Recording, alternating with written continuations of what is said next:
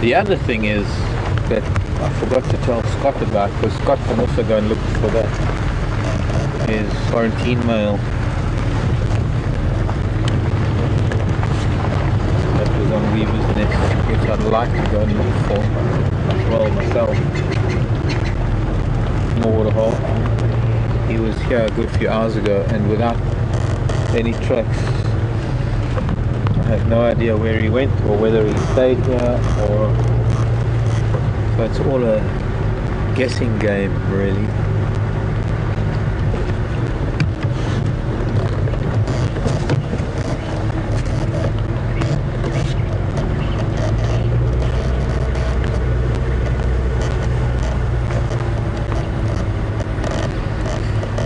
And in no time at all we're going to be bathed in sunshine.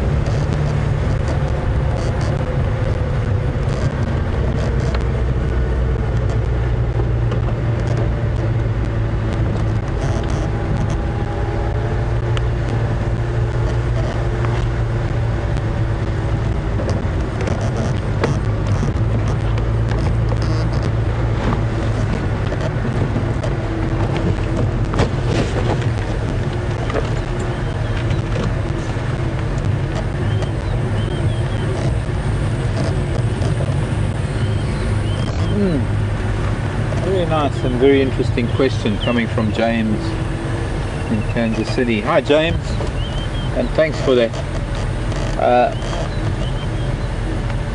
Very interesting question. I think I need to find a spot to stop and address this question.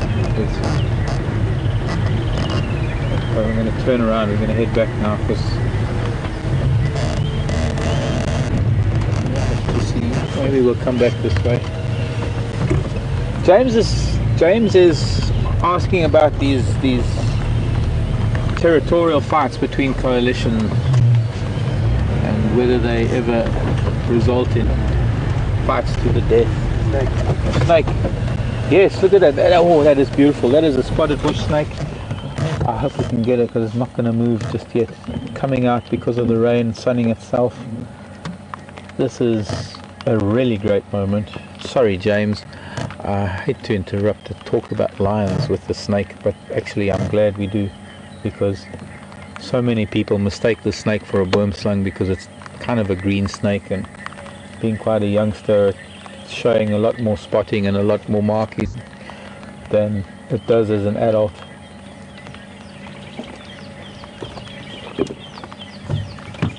I wish I could see what you've got on this string. Well done, Jason. That bluish green head and the markings actually don't go all the way down the body. Towards the end of the body it's normally just sort of a plain green color, greenish blue color. But this is a juvenile spotted bush snake and it is harmless. And so many of them are mistaken for one of the most venomous snakes that we have, because it's also a greenish colored snake with markings, and it is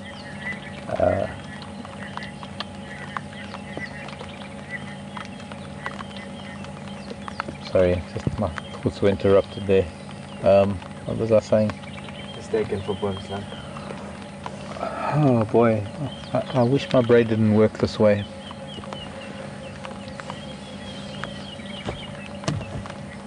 Often mistaken for boomslang, people kill it. Yes, well, I suppose that's what I was trying to say.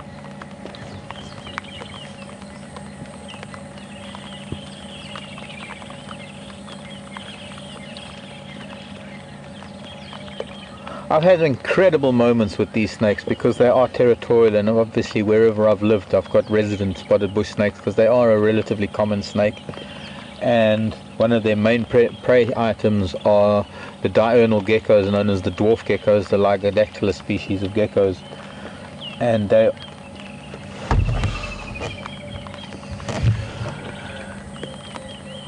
sorry, I've listened to the radio.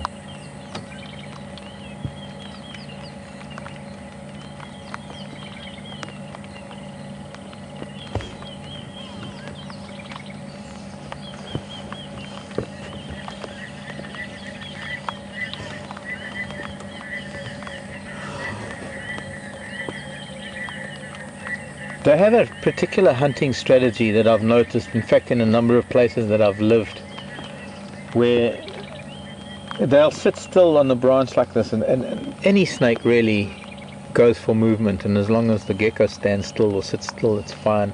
And it is mostly geckos, whether it's the tropical house geckos for the larger members of, or rather the larger spotted bush snakes, or the dwarf geckos for these juveniles.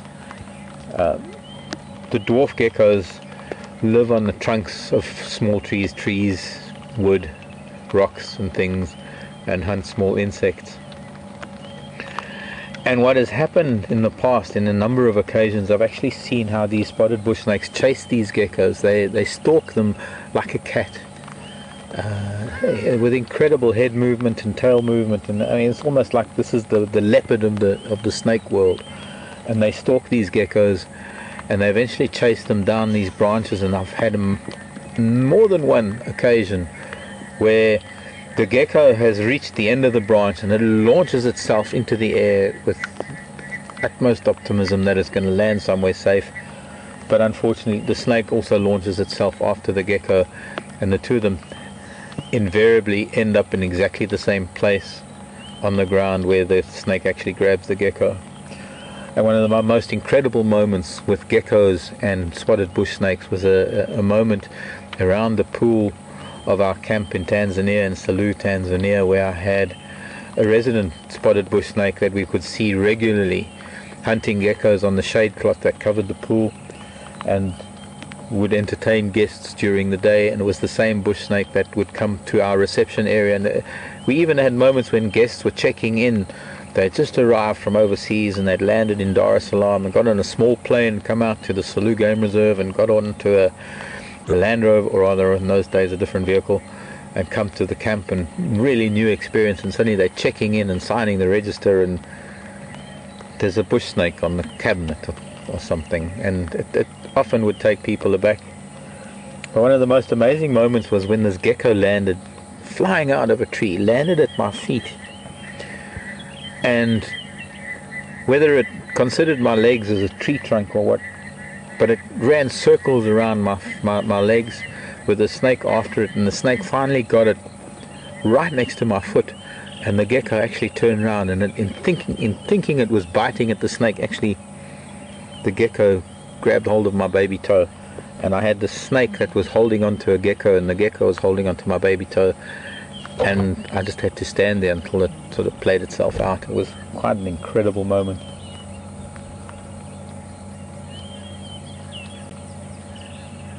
We don't get to see snakes very often. There are a bunch of people, I'm sure, who are viewers who really enjoy seeing snakes. I know there's probably more people who don't, and I'm sorry if you don't, but snakes are really one of the most incredible creatures. To be able to survive in an environment with so many predators and so many obstacles, having no limbs at all, merely teeth and body muscle. It yawned. I saw they yawned. Didn't know snakes yawned? No, they do. But also they realign their jaw sometimes. I'm not sure if it has eaten anything. Looks like it's moving on with its hunt. It's warming up nicely. And we're going to lose it soon. I can only hope that we can stay with it for a little while.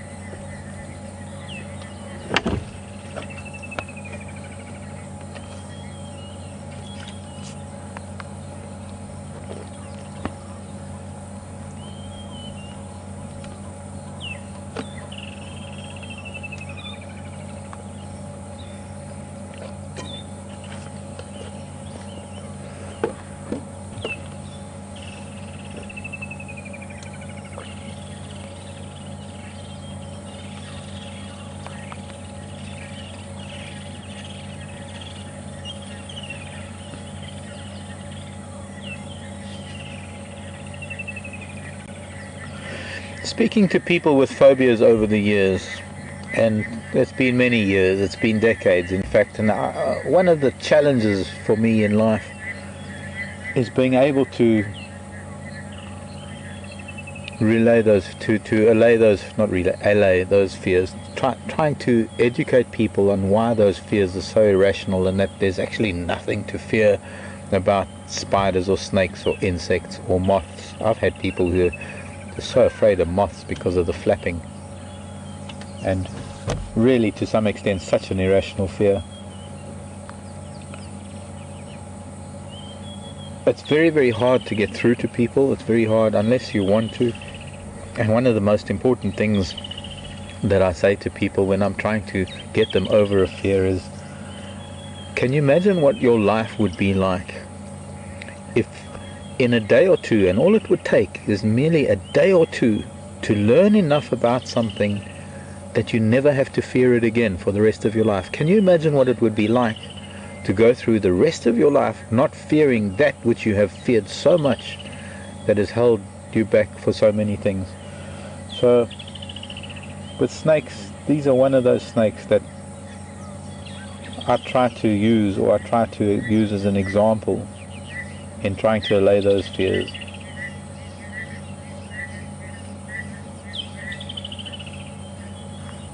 And I'm hearing impala snorting. We've got a beautiful afternoon ahead of us. Let's leave this snake. Have you still got it? Yeah. I've lost it. Turned around for a minute. Okay, we'll wait a little bit. It's doing a little weird wiggle. The wiggle is the hunting. The wiggle is getting different three-dimensional views of what's in front of it, to see if there's any movement, to see if there's anything to hunt. And if a gecko stayed still, it wouldn't see it, but if a gecko moved, boy, that snake would be there in a flash. Unfortunately, not getting it coming through on my monitor right now. I've lost it as well. Okay, well, it might be a good idea to leave it be, unless let's try something. I can see it. See, I didn't want to approach it when it was sitting out in the open, because then you have no idea how fast these snakes are when they're troubled, when they need to get away from something, and they're in a tree like this. They can fly through these branches. They are so agile in the trees. They are arboreal snakes. But maybe, where are you, child? It's around, right? We've gone into that zebra wood yet. Almost. There's a bit of a... Ah, there, I just saw a branch move, so that must be where it is. No, it's gone into that arboretum on the far side. There? Yeah. Something moved here. See, I missed it. Completely.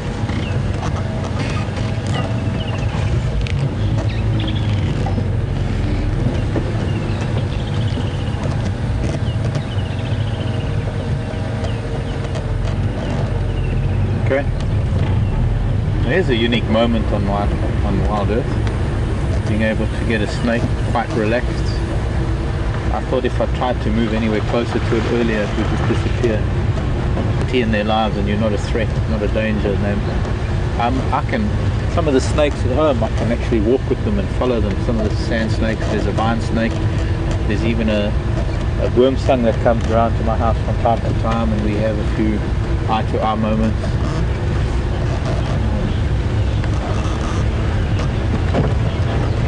Now, I'm going to head down Central for a little bit. Turning into a beautiful afternoon. The rain is gone. Awesome. Welcome to Djuma Game Reserve, by the way. Magical place here in the Greater Jigga National Park.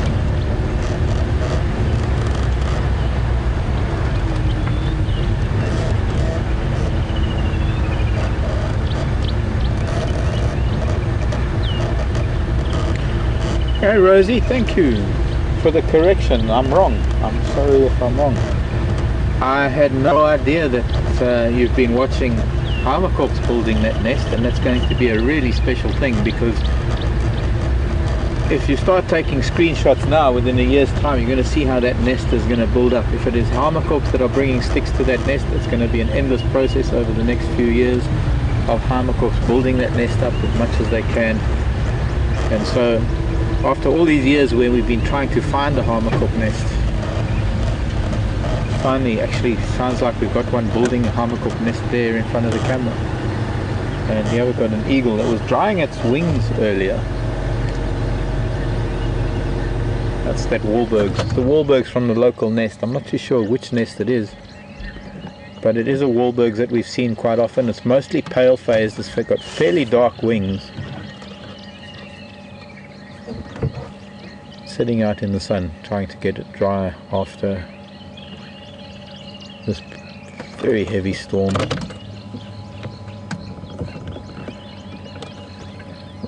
I'd love to know where that lion went. Maybe if somebody was, maybe if there was somebody watching when that lion was on the dam, at the dam, which way it went, can send Alex an email or something. But for now, I think I want to go back towards Weaver's Nest. Maybe we'll take a detour that way to get there. Hello, Wahlbergs.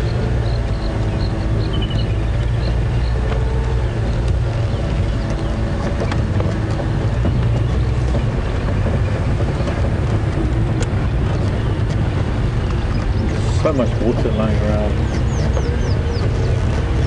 It was probably about an inch of rain. I'd say at least about an inch of rain in 20 minutes, if you know what that means. Just a lot of water in a short amount of time, washing everything clean.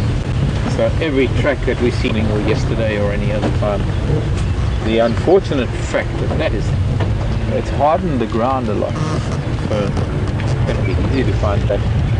It's been dry for a while, and the sand dries up and it makes a deeper sand layer above the sort of damp soil. You get better definition of the ground is soft. They're going to be in it. They're going to find.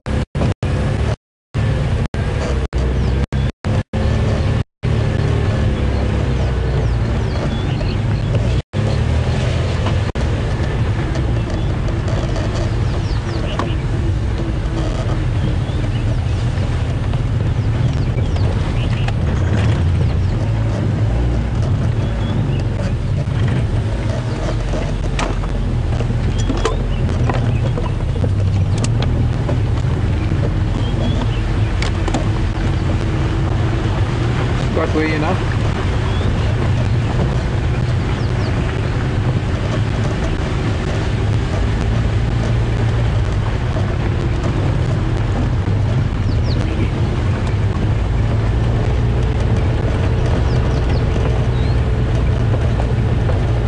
Just want to know where Scott is.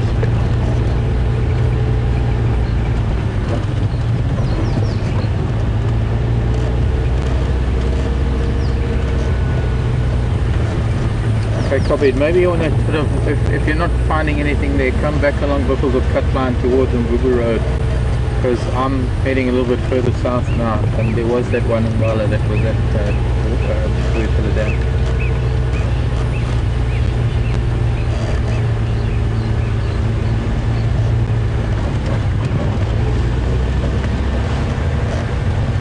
Another thing I'd like to know is that if anybody had any idea of that male that was seen on camera at Djuma Waterhole or Gowrie Dam, Vuyatela Dam, I hope we can maybe come to a consensus what we're going to call it. 3 names ain't gonna do.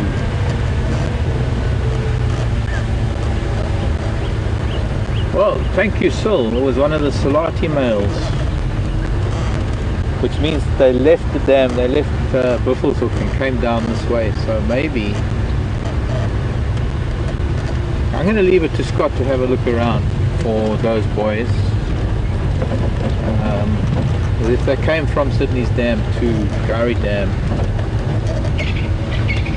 Very interesting. But they're still sort of on the hunt for those Birmingham boys.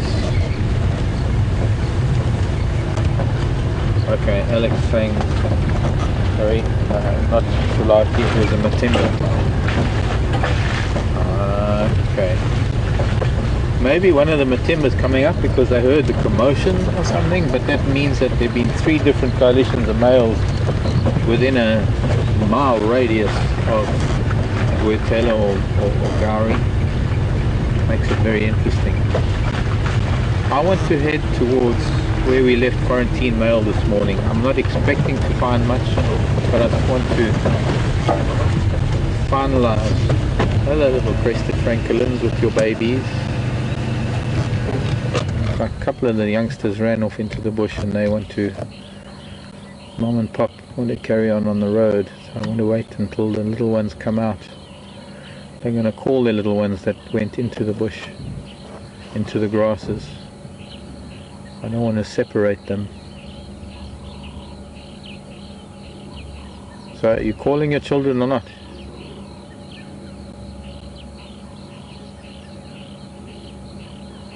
Maybe told them to hide away.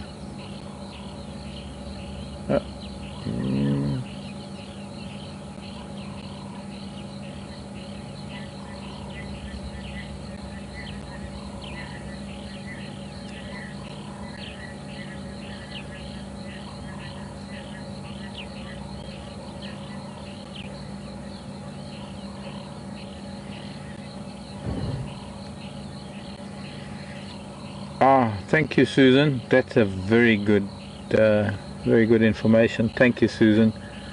So he walked across the dam towards the camera and then turned left, which means he went down Twin Dams Road.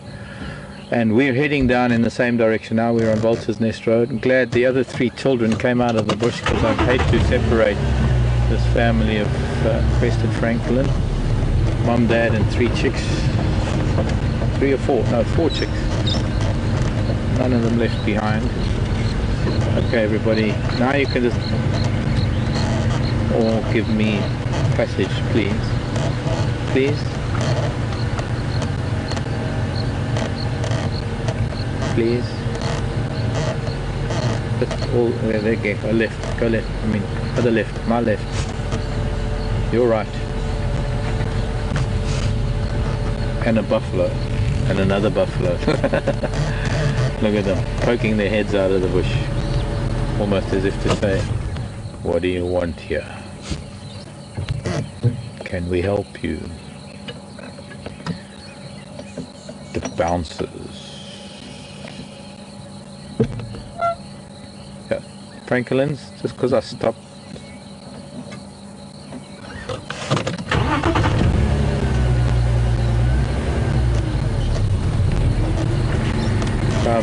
Thinking maybe we'll find a lion in a riverbed. Okay, come children, please excuse me.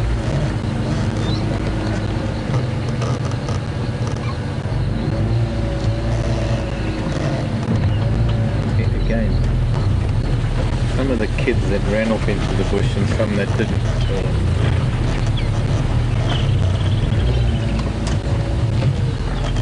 And these roads are so wet. It's so mushy right now.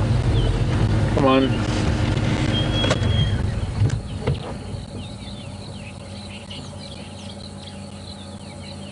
It's amazing how the parents actually wait for the other chicks. And it wouldn't be too bad if we separated them because they just have to call and they'd all fly back together again because they've got wings. Just that they forget about it sometimes, that they've got wings that they can fly. They don't even need Red Bull.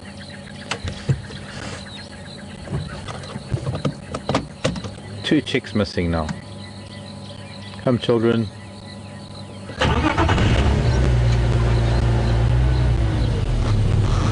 Okay, the best thing is now under the circumstances try and get past them as best we can and you can all reunite after we've gone by.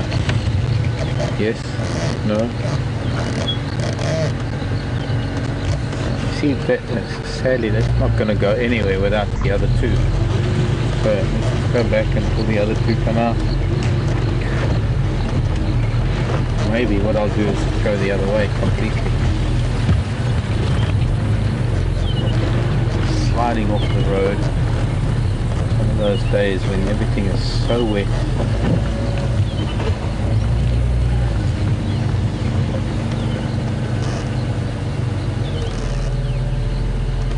There's Mama Franklin coming back to find her 2 little chicks. There's one coming out onto the road. Okay, I'm patient. Call your children and wait for the 4th one now to come out. Where are you? Are you looking at anything? Little Franklin in the road. Okay. Covered in grasses. Where's the 4th?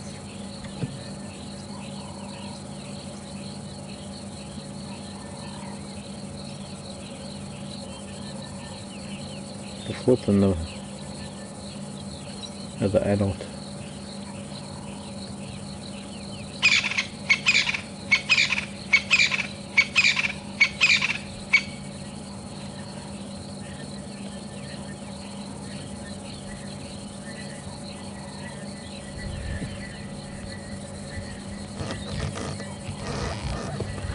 There they come, the other 2. Right, so now they've all reunited. Okay, so while I'm trying to get past of this family of Franklins and buffalo to go and find things, I'm going to send you over to Scott, because this can take a while. I don't want to split them up and I don't want to force them. And well, at least all 4 chicks are together with Mom and Dad. And I'm going to send you to Scott, so go and see what Scott's got for you, and I'll see you shortly, everybody. Children, excuse me. Good afternoon and welcome to the Sabi Sands.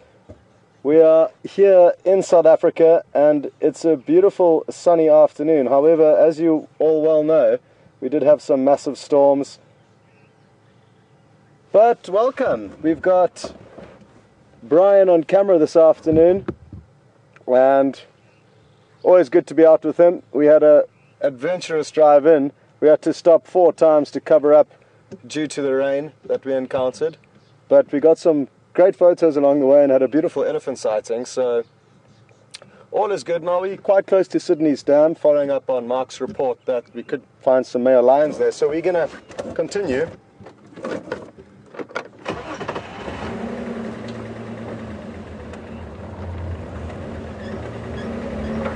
It really is so wonderful to be out after the rain, and I'm so happy to hear that Mark found a snake, because they are very tricky animals to find, and one of the best times to find them is after the rains. So I don't understand how well of a view you got, or I'm not sure yet as to how good of a view you got, but I do know the spotted bush snake is a beautiful snake, so very happy that you got to see one. Who knows, maybe if we are lucky we may come across another snake. Either way, that's not exactly what we're looking for now. We are, like I say, following up on reports of 2 male lions that were seen this morning. And we're just a few minutes away from a point where we will be able to scan and search for these lions.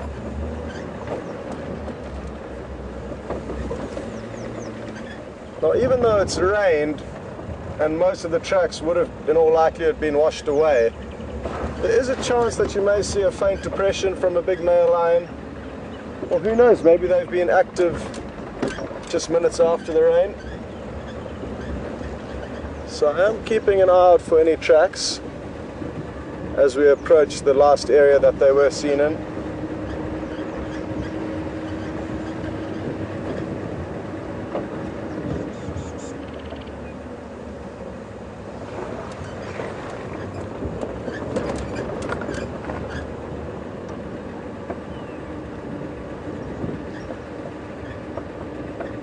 Some beautiful dark clouds out to the north, and even though the rain does bring troubles for broadcasting, it certainly is beautiful, beautiful scenery that it brings along with it.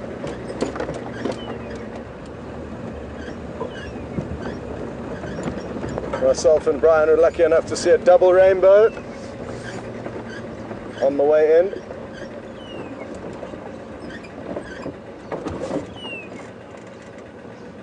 That is exactly who we are looking for. We've got very lucky. So I'm just going to get us into position. And I'm not sure if you managed to see that, but much sooner than expected, we have found the two big Salati males, I believe it is, that we were looking for.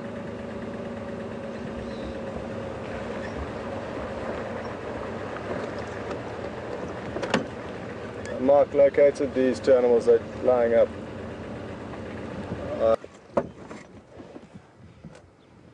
Absolutely beautiful. They are two big, strong males.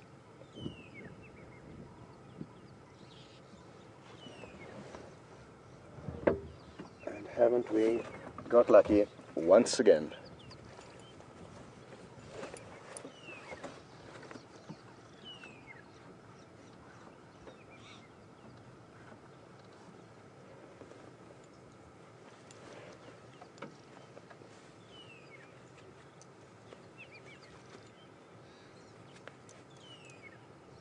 I'm hoping the individual that's scratching his head is going to turn around and face us, because the sunlight is shining from directly behind us, so we'll get a beautiful shot if he does.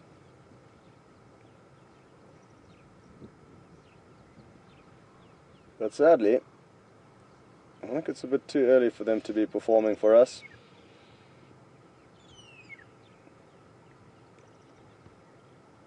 But what may happen later will be very interesting. The fact that they were interacting with other male lions in this area this morning, I've seen one in all my years, and very few people have. It's not something that happens very often.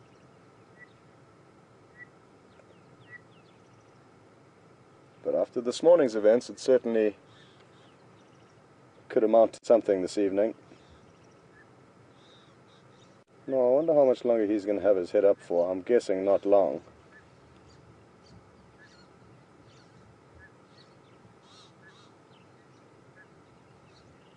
Because we certainly don't have the best angle here. So let me try and reposition quickly.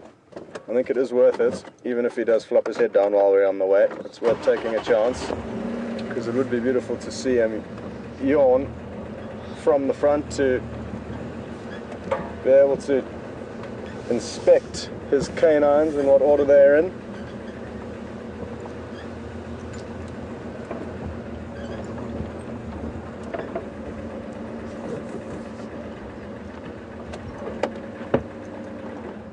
Oh, the timing could not have been better.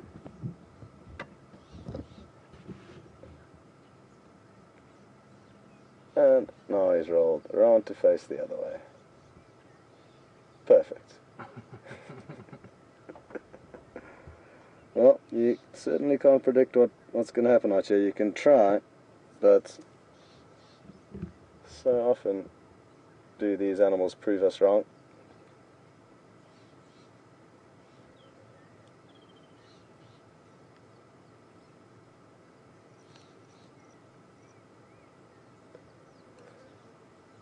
Now, Brian, what do you think about repositioning? I think it might be worthwhile. I don't know. Can't really tell. It's good. Back this way as you start this car. I'm wanting to take a chance for two reasons. One is that we won't be staring directly into the sun. It'll at least be behind us. And secondly, if he does do anything, at least we'll get the money shot from the side.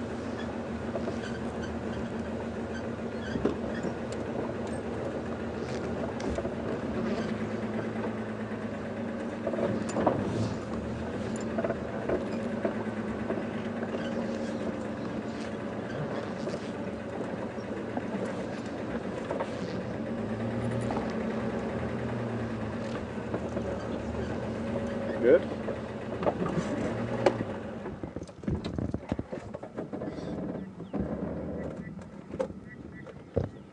Okay.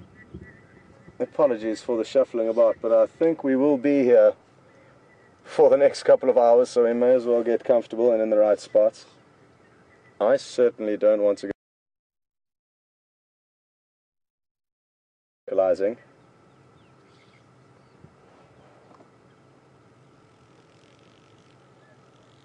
I hope you can hear that large insect flying around us, and that's a spider hunting wasp, which has that very distinctive loud drone that you may well have heard.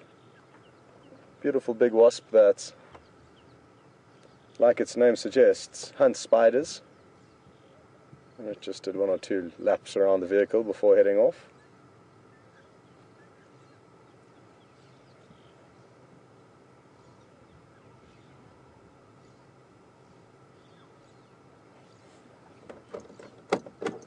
A radio test.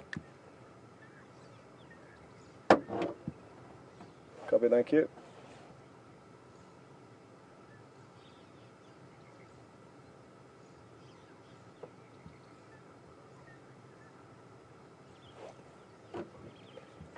Does Mark now have located these animals?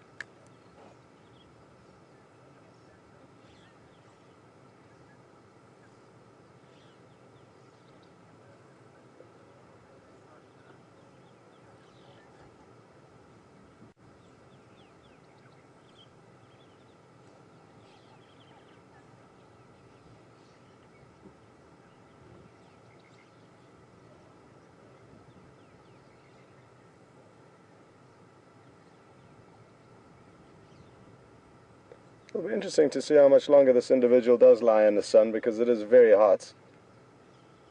But maybe drying out after the rain. It did come down hard, not for very long, but it certainly did come down hard. Thankfully, by the 4th time rigging out the tarpaulin just today, Brian and I were quite quick, so it didn't come unstuck anywhere.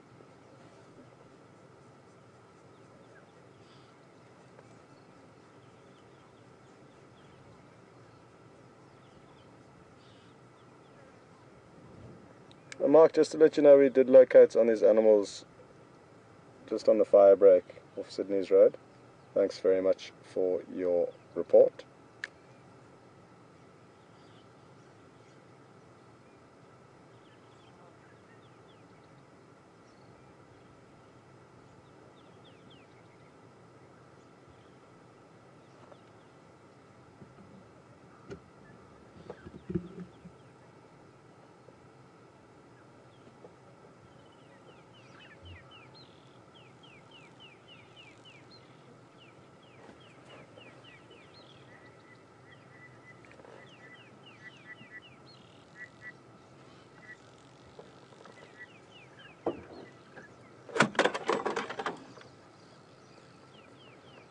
Are any stations mobile?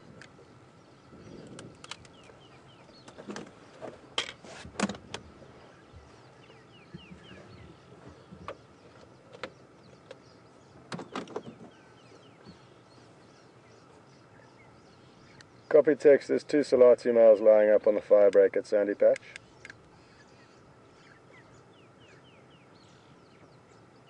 Two Madoda and Gala Salati males.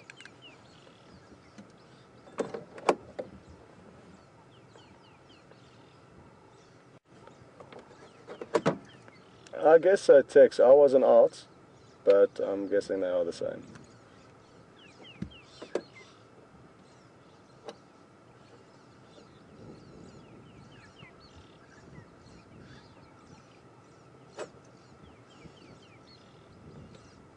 Okay, copy. That must have been great.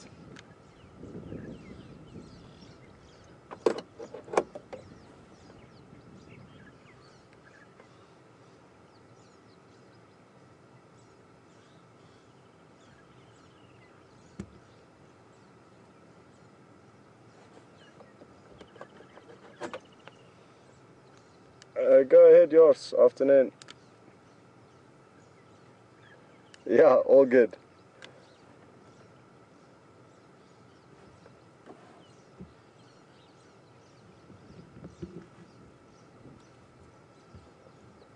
I look forward to hearing about it.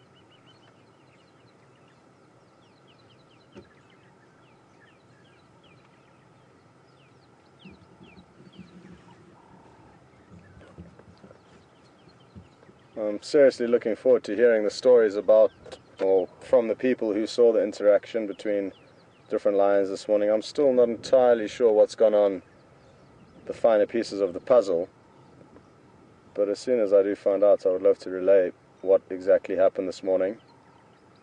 But all I can tell you is that there was some kind of an interaction between certain coalitions, and like I said, it doesn't happen very often, so for those who were lucky enough to see it, I look forward to hearing their tales. Go ahead, Alex.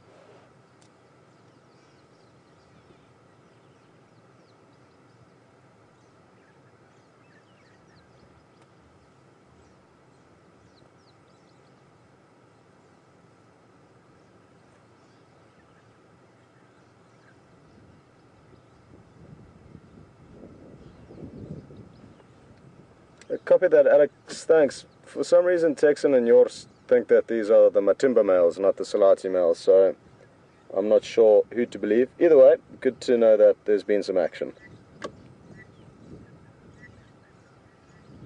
So as you may have copied with my radio message there, I've got conflicting reports as to who these males are. I certainly don't know. I haven't seen them enough to be able to make an assumption on who they might be. But be it the Salati males, be it the Matimba males, I'm just happy with the fact that there has been this interaction and potential for more interaction going forward. It would certainly be nice to find out, and we will do our best to establish and get to the bottom of who they are, but for now,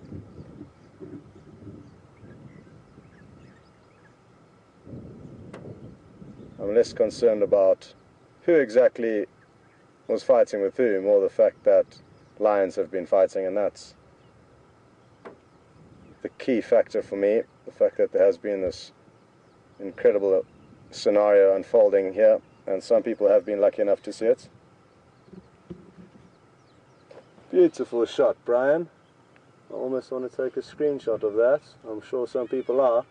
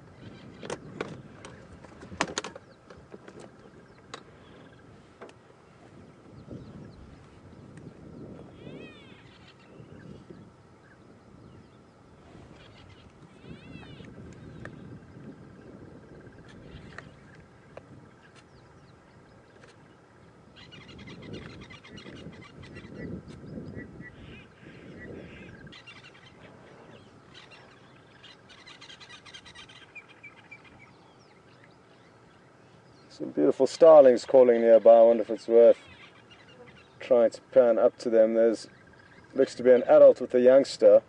The youngster's on the left and hasn't got all of its iridescent plumage yet. And that's the beautiful adult.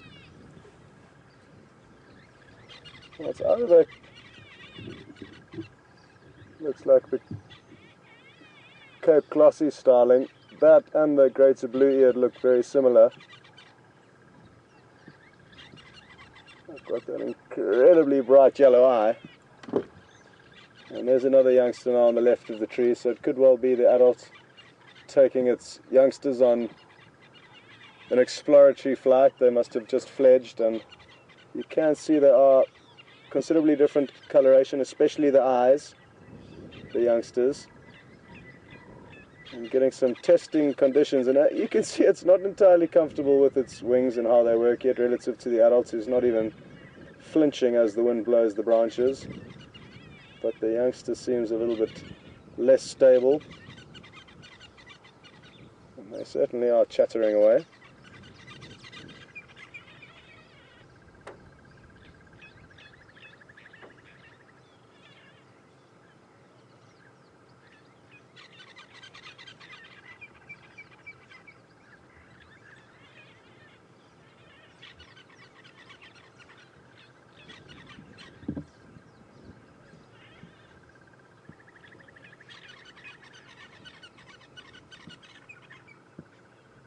The birds are going crazy with their calls all around us. A lot of them are quite far away, but there's a lot of chattering from the birds, and they do tend to come alive after heavy rains.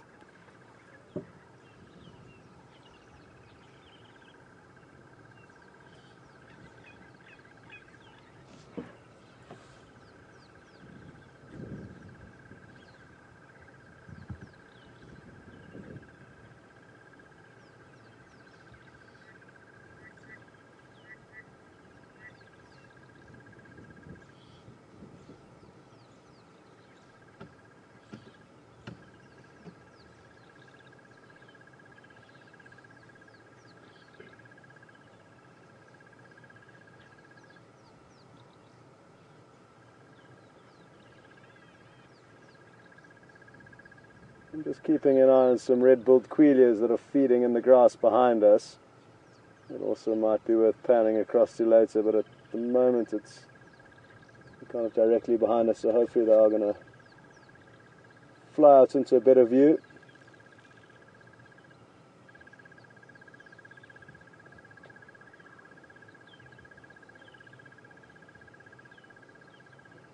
Well, folks, I'm hearing some chatter come through on the radio, and it sounds like Mark may have found something interesting. So, just waiting for confirmation, and then hopefully in a few moments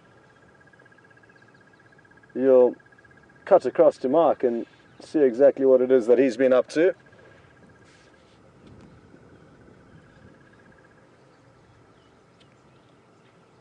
And Brian and I won't go anywhere in the meantime. We're certainly going to wait here until probably the end of drive, I'm guessing.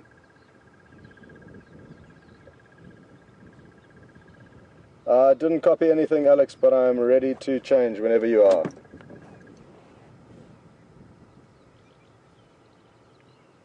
So folks, Mark has located something.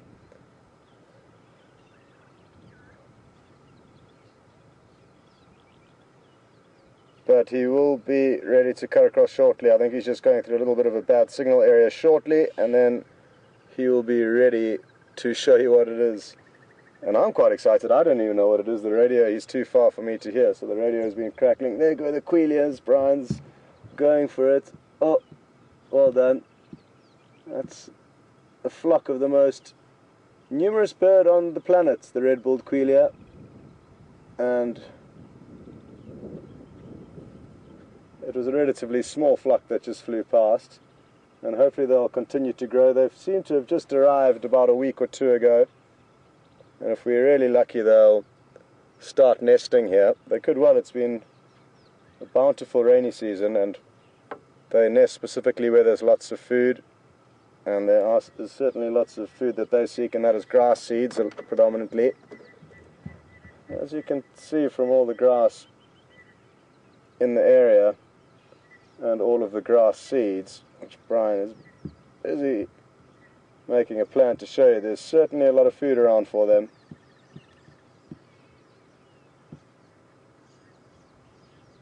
Pathways where we used to walk a month ago are completely overgrown and we don't walk down them anymore, to give you an idea how quickly things have grown in the last month.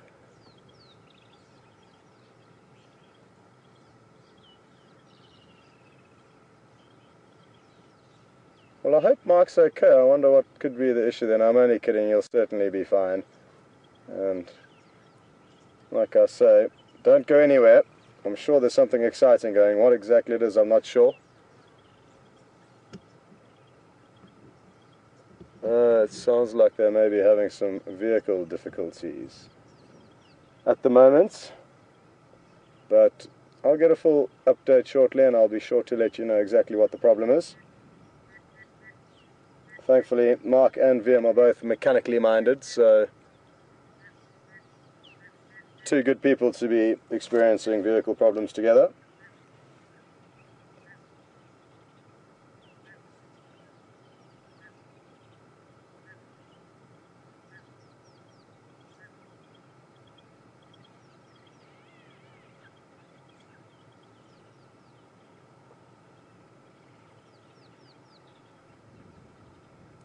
The other good situation that these two lions are in is that, well, for us at least, is that they're not overly full-bellied and therefore more inclined to be active.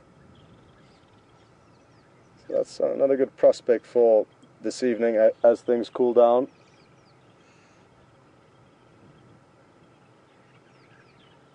I really would love to hear them roar.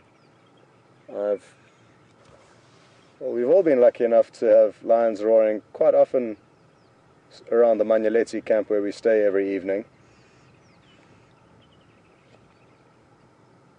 But for the last week or so we haven't heard any. And it's one thing hearing them from a mile or two away, and a completely different situation when you're just meters away.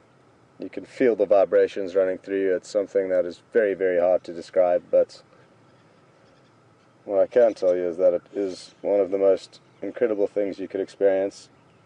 And I've said it once and I'll say it again, if I could choose one thing to be able to show people on their safari, it would be lions roaring up close.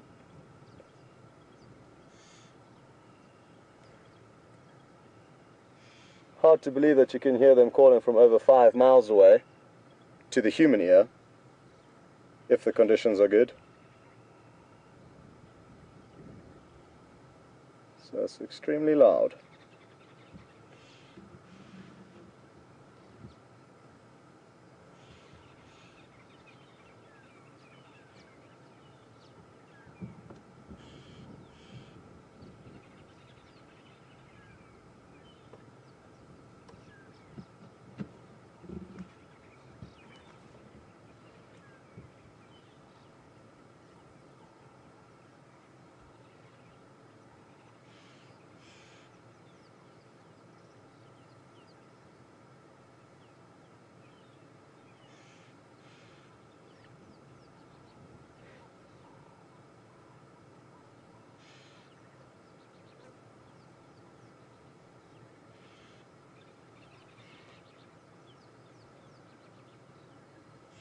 Oh, look at that. That is beautiful.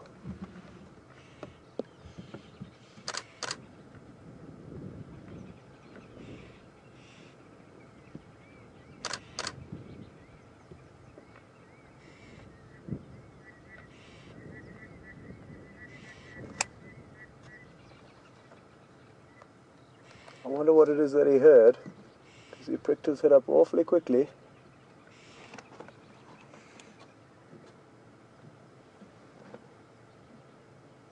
And it looks like he may be flopping it back down. Yep. Anyway, we did get a few very brief shots of him looking with that beautiful sunset, or sun behind us, sorry, not the sunset, just the beautiful sunshine onto his face, and I am now very happy that we came back to the spot, because that was magical. And so often our sightings magical, not necessarily for long, but it's just brief moments in certain sightings that for me make them special, and that was an example of one of them. beautiful look he gave us with all of the clouds in the background. You may well have had a much tighter shot than what I was looking at through the lens of my camera, but no doubt it was beautiful. And I must say a big thank you to all of the viewers that do take screenshots.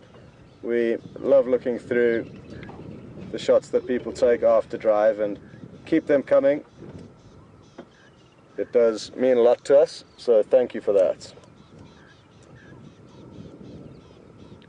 I'm sure it's good fun for you too, and I'm not sure exactly how you do it, so I must find out the finer details of how you manage to get these screenshots, but I can imagine it's good fun trying to click off the shots at the right time.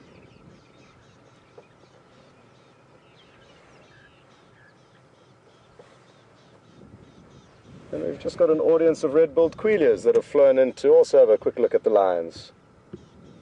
So Brian's going to zoom in on them, and they are exceptionally beautiful birds, especially, oh, there they go. Especially when the sun is shining on them like it is with dark clouds in the background. But look at that beautiful male with his bright red beak. He just turns his head. There we go.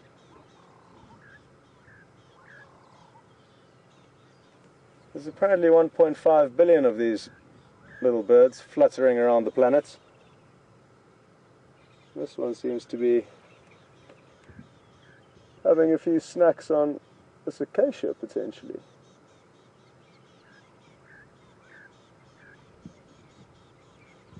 And it was quite funny to watch how about 20 of them flew in and they were all dead. So in the next few seconds you can expect to cut across to him. They're just finalizing a few little issues, and then you will have a change of scenery.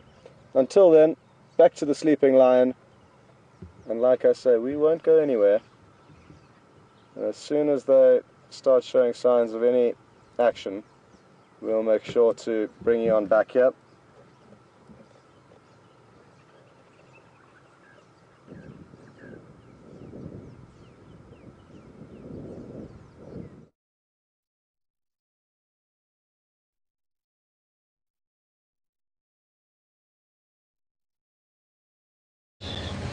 To Gari Dam. In fact, we're just southwest of Gari Dam in the area that is below Yuri and Inga's house, just off of Twin Dams Road. I've had this big male that is been chasing some impala. Now we're in a very unique situation right now where we have so many male lion that happen to be in the same area. Scott has been with the two Salati males. This morning it was wrongly broadcast that they were the Matimba males, although we were getting messages that they were the Salatis, and especially when we managed to actually confirm the missing lower left canine of one of those Salati boys. So despite what the guides were saying, those were the Salatis we were with this morning that had chased 3 of the Birmingham boys down to the west and the southwest through Elephant Plains and maybe into Arathusa. Hopefully that those Arathusa guides will be able to pick them up, or even the Elephant Plain guides. But quite remarkably, not only were the Salatis and those Birmingham boys around today, but we also have, this is definitely one of the Matimbas as far as I'm aware, and much darker mane, not as reddish as those Salatis.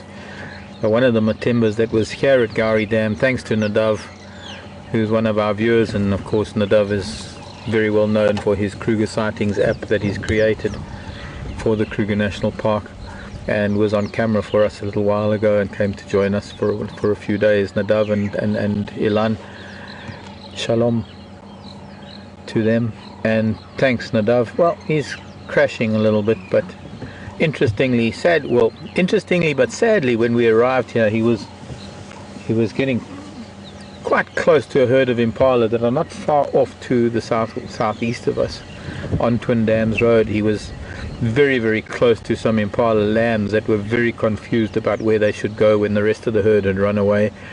I don't think they've ever seen a big male trying to catch an impala lamb before, so they weren't sure how to react to it. And this having said, this morning that big male lions are not likely to even bother with impala, because impala are so fast and they're fairly large and bulky, and there's not really that much to eat on an impala for a big male lion. But here he was about to catch one. We were trying to get into position. Fortunately for all the little lambs, they managed to get away from the big bad lion, and he is now sort of gone flat cat as we... Oh no, he isn't.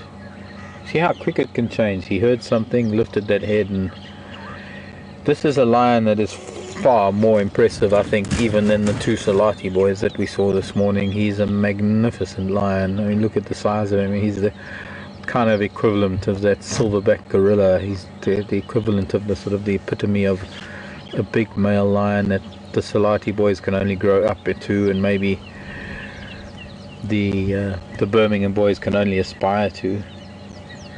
I don't know where any of his brothers are.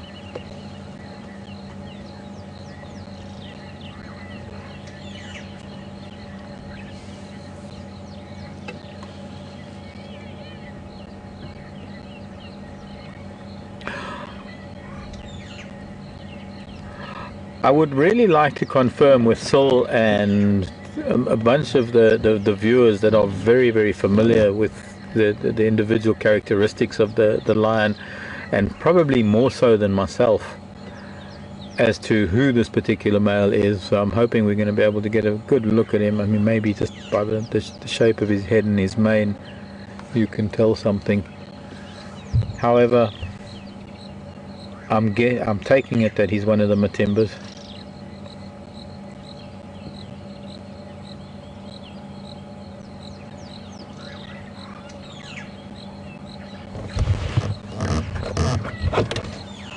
Oops. Okay, I missed most of that with this erroneous configuration. Somebody confirmed that it is a Matimba. Do you know who that was? Karen. Karen. Look at this. Oh, beautiful. Look at that. He's looking straight at us now. Ears forward. He's not stressed. He's even given us a little bit of a grin there. A little bit of a wink. Yeah. Nice. Back to you too, dude. And then can you confirm your position for Scott, please? Okay, so just to confirm for Scott, let me just... I'm a bit of a nightmare with this machine.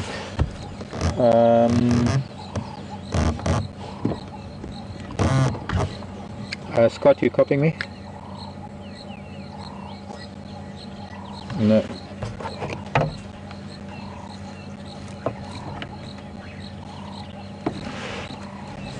Scott, you copy?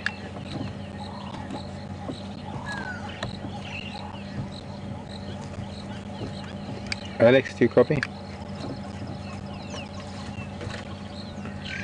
Okay, I'm just off Twin Dams Road, south of Gowrie Dam, just below Inga's Kaya.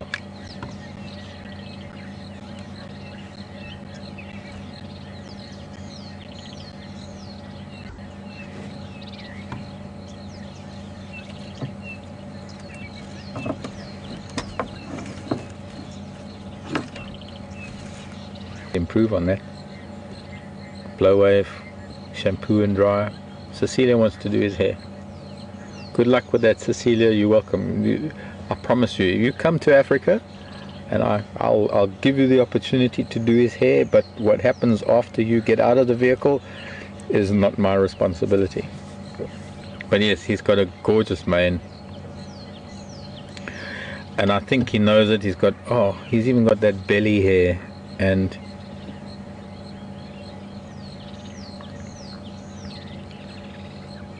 I was saying this morning that I think that those Salati males were big and they haven't got much more growing to do, but then when I see this Matimba, I think they've got a little road to go before they... I feel compelled to make an official apology. I'm really, really sorry for comments that I made this morning with one of the Arathusa vehicles with Roy. It was a heat of the moment thing. We've had so much excitement with male lions. I mean, we spent years and years and years being here, and with the male lion activity that has been having today, it hasn't been rivaled since maybe 3 or 4 years ago when the Majingi lions came in and were fighting with Mapojos, and that dynamic that was happening. So this morning's activity got a lot of things heated. We were trying to get into the sighting. There were so many things happening, and at some point after things calmed down, funnily enough, I did make a comment about or that might have hurt Roy's reputation. Roy is a fantastic guide. He wouldn't be at Arathusa if he wasn't, because it's really sort of the top echelon of guides that work here in the Sabi Sand, and I guess in the heat of the moment my wording wasn't exactly great, and so I feel it really important for those viewers who know us both, but also especially for Roy and for Arathusa. I apologize profusely for making the comments that I did. It was a very tense moment. There was a lot of excitement, and we were all trying our best to bring our guests, or our viewers, guests for the guides and viewers for us, we were trying to bring the best to everything. So Roy, I hope we can move on from that, and we'll be speaking to Roy. I have tried to contact him through Facebook. Funnily enough, today of all days was the day that I got a friend request from him, and today was the day that I kind of dissed him on Drive, and I'm sorry for that. I really am.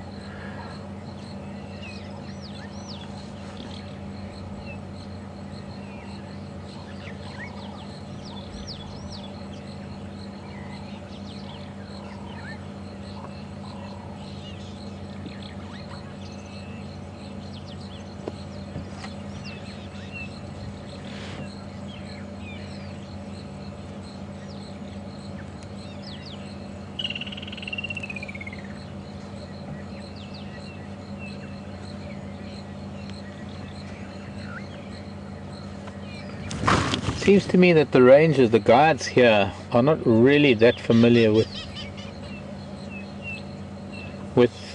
exactly who the different cats are, and I have a very similar approach to everything. The fact is that very often whether it's guiding with guests and you've got guests on the vehicle, or whether it's me being on the vehicle with you, we are so intent on concentrating on where our vehicle is and our position with the cats and what we're presenting, whether it's to the guests on the vehicle, whether it's to the viewership that we have. There's very little time to actually sit back and take note, except for now. Obviously now is a good opportunity for that.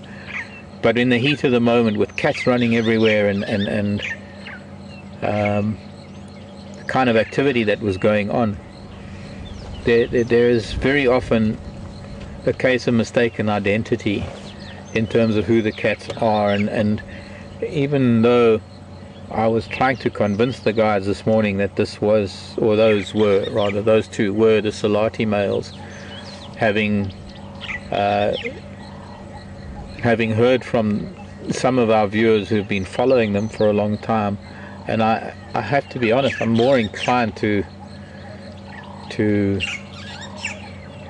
take the advice of people who might never have been into Africa but have been viewing these cats over periods of time and have photographed them over a lot more time than some of us guides have. That even though I was trying to tell the guides this morning that it was the Salatis, they were still trying to convince me that it was the Matimbas. And I haven't been here that frequently. I haven't seen them frequently. I haven't been able to observe them often enough for my own opinions to matter. So I have to rely very much on what the other guides are saying, and especially what the viewers are saying, those viewers who are in touch with the guides from all the different lodges, as well as the guides who, or rather the viewers who have a lot of time viewing the cameras and identifying all these different cats from that. So there was a lot of confusion this morning. There was a lot of, well, it was exciting. As I say, it hasn't happened since the Machingilans moved in and forced out the Mapogos, who had reigned over this area for years and years, killed a lot of lion over the years that they'd reigned. And when those 5 Machingilans moved in and they had that fight with the Mapogos, with Mr. T and Kinky Tail up on Nkoro, I don't think anything like that has happened since. And this morning was one of those mornings where it was potentially possible that something was going to happen. Fortunately, those 3 Birmingham boys were smart enough and fit enough to just, as we say in the classics, gap it. They were able to just pick up tail and run and get away from those 2 big boys that I think Scott are with now. They're still up there near Sydney's Dam.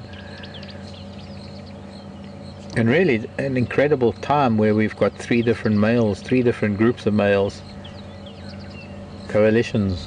I don't know where any of his brothers are or why he might be here at the dam on his own. I have no clue as to what the dynamics are there, but it's quite incredible that we're able to be here and actually find him. Jason and I were coming up Twin Dan's Road, and I could see that the impala were all looking at something, and Jason said, "There he is," and he was about to catch an impala. And as far as news of Quarantine Male is concerned, yours from Buffelshoek, from Jacana Camp, the landowner there managed to stay with Quarantine Male for some time this morning, but evidently he crossed south onto Little Gowrie, so I don't think we'll even, at the moment, we won't go and look for him. I'd like to maybe sit here for a little while, and then in a few minutes maybe we'll go and find an elephant or something, or a giraffe, especially a giraffe. We need to find a giraffe or an impala or a lilac-breasted roller for whoever wants one, or something. We can't really tell what we're going to find, but we're certainly going to go and look for it.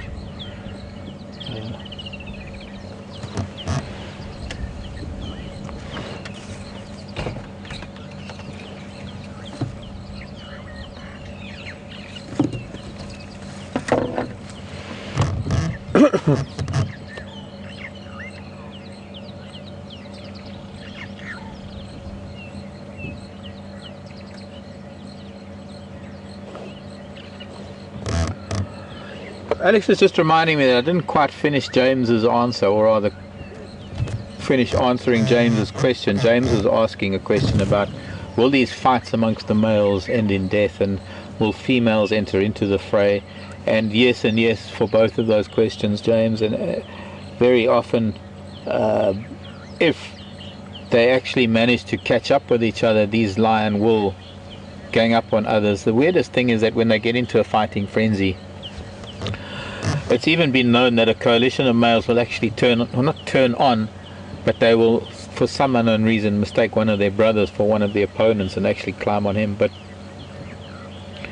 we've seen it, as I was talking about, what I was talking about a few minutes ago was this intense fight that happened between the Machingilans, a coalition of 5 that moved in when the Mapogos were breaking up a few years ago. The Mapogos, 4 of them of the 6 had moved to the south, and 2 of the Mapogos were left here, the 2 males known as Mr. T and Kinky Tail. Mr. T had a lovely mohawk hairstyle, and Kinky Tail, well, that's self-explanatory. He had a bit of a kink in his tail, and they got wind of this new coalition that had arrived, the 5 Machingilans that Tara and I were the first ones to see when they moved in here down at Twin Dams. They were perhaps the same age as the Birmingham boys are now, funnily enough. And those 2 Mapogos got wind of them and surprised them and killed one of them. And then the next day the 4 remaining Machingilans followed the 2 Mapogos, and there was a massive fight that ensued up on Nkoro, and one of the Mapogos, was it Kinky Tail or Mr. T? I forget now. It's Kinky Tail, I think, that was killed, and Mr. T that limped off to the south to try and find his brothers that were further down south in the Sabi Sand. Well, the females enter into the fray. It has been known. I have seen film of it. I personally haven't witnessed it, but it has been seen that when a rival male does come in, females will join in to attack. And that's generally, I would imagine, when cubs are of an age where they're liable to be killed, and the females will try and protect them too. Not necessarily that they're backing up the male, but more a case of they're just defending their cubs. But it's a 2-for-1 kind of thing, because with them entering the fray, they're not only protecting their cubs, but they are also providing backup for them, for their male or males that are trying to defend them. But it's the very thing, that dynamic that we're looking at, that is happening right now. It's this very dynamic that it controls lion population, because after all, there's nothing really much else that can affect lion other than lion themselves. I mean, to some extent hyena can kill cubs, and I think on the rare occasion that a leopard can come across cubs, it'll kill them. But generally speaking, lion are their own worst enemies, and it's the dynamics of lion dominance, and the dominance especially when there are coalitions of males, groups of males, brotherhoods of males. Don't be confused by the word coalition. It doesn't mean a pride. It just means that it's a collusion between males of the same circumstance. They don't necessarily have to be brothers. They don't necessarily have to come from the same litter, but they do collude, and they do create a force that is to be reckoned with. And well, it's just the way the dynamics work, that we're witnessing something rather special. We could go months, we could be here filming for the next year and not see 3 different coalitions of males move through Gowrie on the same day. We could be here a number of years, because I think it's been years since it has happened. In fact, it's probably been 4 or 5 years since it's happened, since the Machingilans moved in, Machingis as we call them.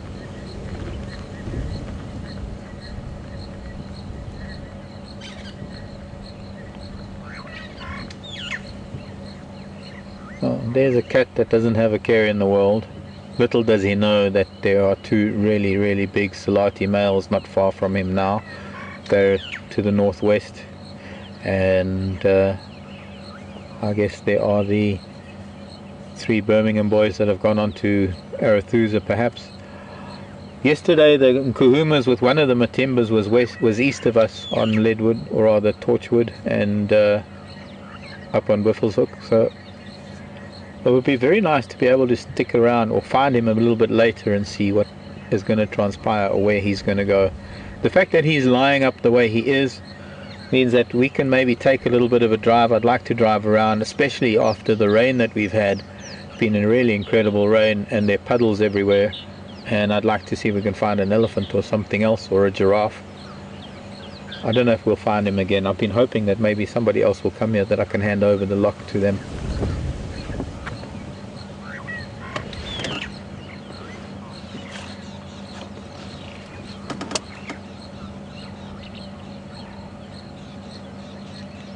Really? Is that all?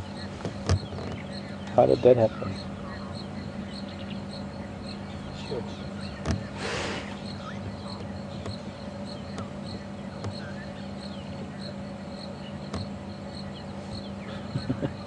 Go figure.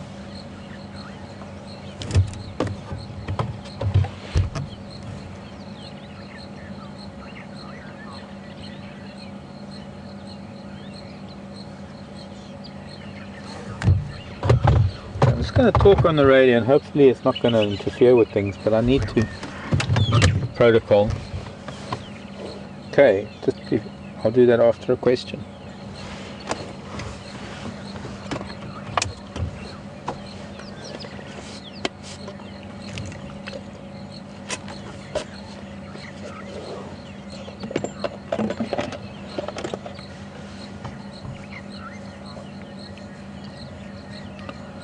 John in Connecticut, if this Matemba and the 2 Salati males met up, would that cause a fight? I don't know, John. Unfortunately, I have no idea what would ensue. There are a number of possibilities. But it would also depend on the circumstances how they met up. If they saw each other before they were close enough to make contact, it might be that one party or the other would acquiesce and just run away, without especially to avoid a confrontation. But John, there's absolutely no way of knowing what would happen unless it happened, because the possibilities of what could happen are multifarious. There is a possibility that they would fight. There's a possibility that they wouldn't do anything. There is a possibility that one would run away, or two would run away, or they would look at each other and move in their opposite directions. There is almost, I think it's probably one of the most impossible things to answer, because if this happened today, after what happened today, if this were to happen after those two Salatis had already had an encounter with other males, it would be a totally different encounter to if it was in a day when they hadn't had that encounter. So what I'm trying to say is that you could choose 100 days and have the same scenario and have 100 different outcomes. And it all boils down to the same old, that it is a behavioral thing. It is an unpredictable moment that only by observing it would one know what was going to happen. And the fact that what does happen, or rather, let me rephrase that whatever does happen would maybe only be that one moment in time that that very thing happens, and that it might never again happen between two and one lion. Or I guess what I'm trying to say is that the circumstances will never ever be the same again for whatever could happen to happen again. And it's on that very basis that it's impossible to say what's going to happen, because there are so many variables that I can't even begin to guess. I can't even begin to think. I mean, the most obvious is that yeah, they'll have a fight and tooth and claw and scratches and bites, and but we never know. Those two males might kill him. He might kill one of them and chase off the other. There is a multitude of different scenarios that could take place. But anyways, it sounds like Scott is with Sleeping Lion. Now I'm with the Sleeping Lion, so I think let's go and find something while Scott's waiting to see if something happens up there.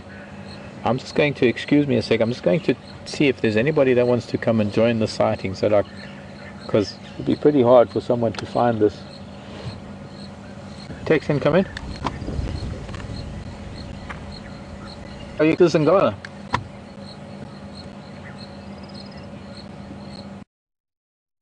South of the dam.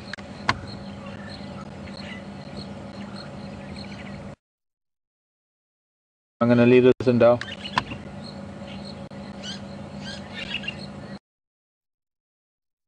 Two Salati males, this is a Matemba.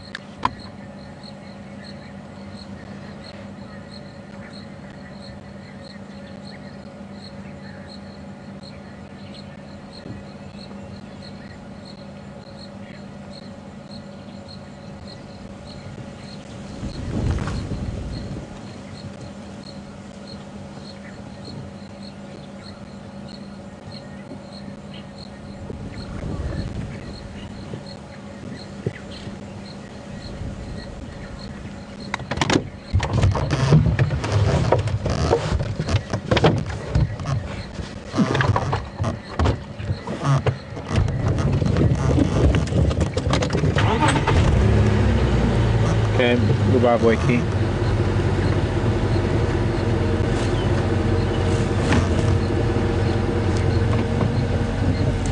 Such a magnificent lion.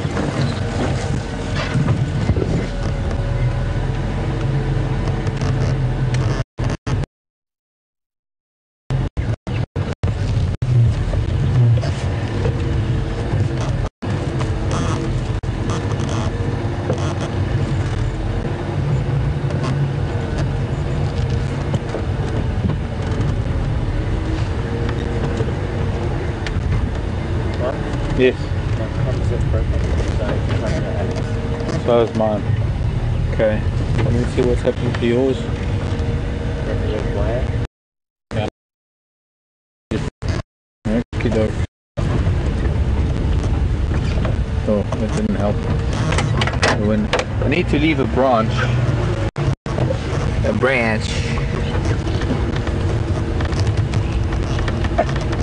on the road, but as I was dropping it, it blew off the road.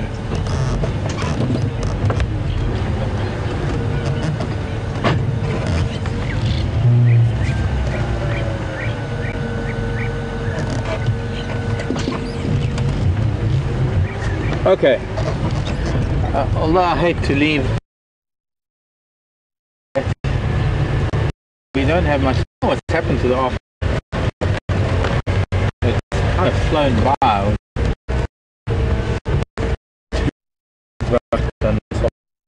That's the beginning. However, that was quite exciting when Paolo moved off. Let's go up and, well, let's just drive around and see. As long as I can find a road that has no tire tracks, I'm happy, because they've been washed clean.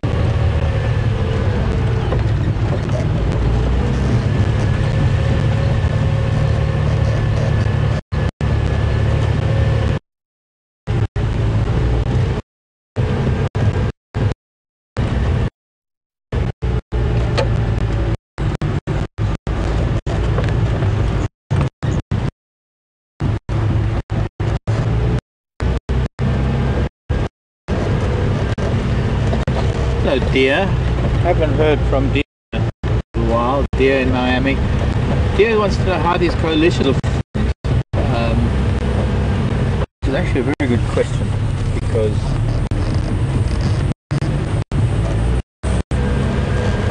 generally speaking, it's males of a similar age. Generally speaking, the males of a pride. And sometimes you might find that cubs that are born, well, let me go a few steps back.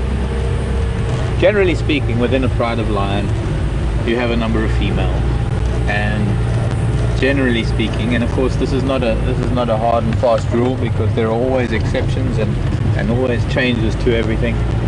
But more often than not, it is found that lionesses within a pride will put a penis together, and they will generally conceive close to each other, so that their cubs are of a similar age. Doesn't it happen? I mean, we can see it right now in existence with the kahumas. We've got cubs of different ages, so it's not always a hard and fast rule, but it's general, and it's important that that happens, because cubs of the same age are able to compete around the carcass and able to compete better than cubs of differing ages, vastly differing ages.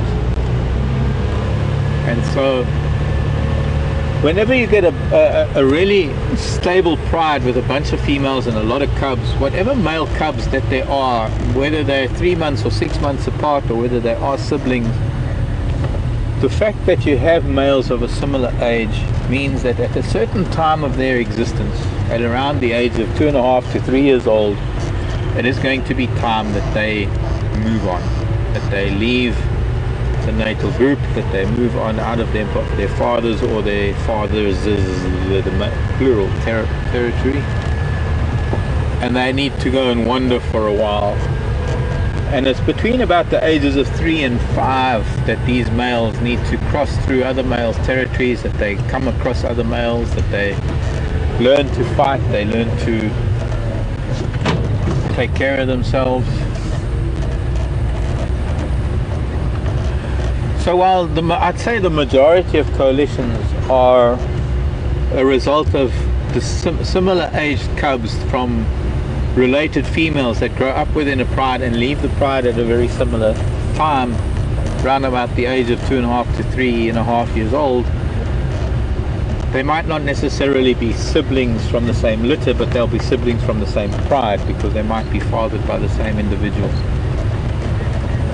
But we've also seen in time past, and I don't know whether they were related or not, but last year, no, not last year, the year before, 2013, when we were filming in Thorny Bush.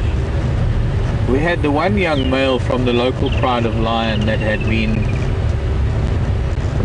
that was becoming independent. He was around 3 years old. He was becoming independent, and there was another male that came in, an older male, funnily enough, that came in from the Timbavati, somewhat older.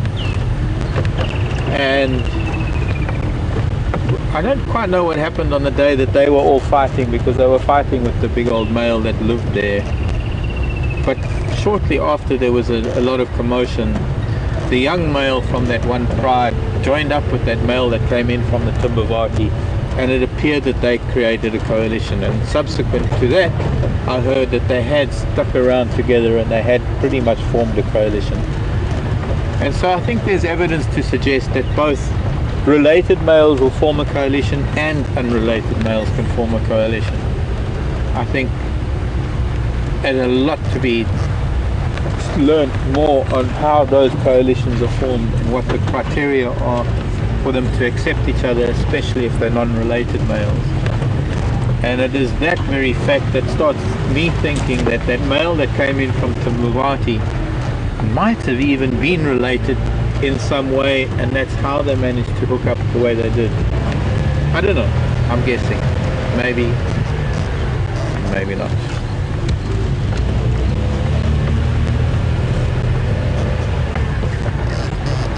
What I can say is that 20 years ago, I don't think you would have heard about a coalition of 5 or 6 males. I think 20 years ago, if there were 2 males that ruled a territory, it was a lot. Because up until then, it was generally given that there was one male and that he had reign over it all, and that the males that grew up within the pride would go their separate ways, and they would each take over their own territory. So I don't know at which point behavior changed, and instead of taking their own paths, they actually decided to choose the same path and become coalitions. I might be wrong entirely in that 20 years ago we didn't have the kind of data and the kind of social media that we have today that allowed us to keep track of things. So maybe there were in other areas coalitions of males. In fact, I'm speaking a little bit out of turn here, because 20 years ago I was up in the Timbavati running a small camp where we had 7 sub-adult males leaving a pride, and I never knew what happened to them. I merely assumed that they over time would split up. By the time they were 5 years old, I assumed that they would be finding their own paths in life, and I don't know whether any of them became or stayed together to form a coalition. I do know that I have a coalition at home of 4 males. That's probably the first time that there is a coalition of 4 males in that part of the world that I know of, other than 20 years ago when those 7 sub-adult males all joined forces, and shortly after I saw them about to leave the pride, I moved up to Botswana, and I was living in the Okavango Delta, where at the most we would find a single male or maybe 2 males of the pride. So I think there's still a lot to learn. There is certainly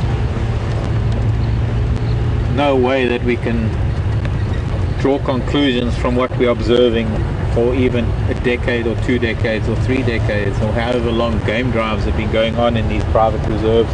It is a constantly changing dynamic, and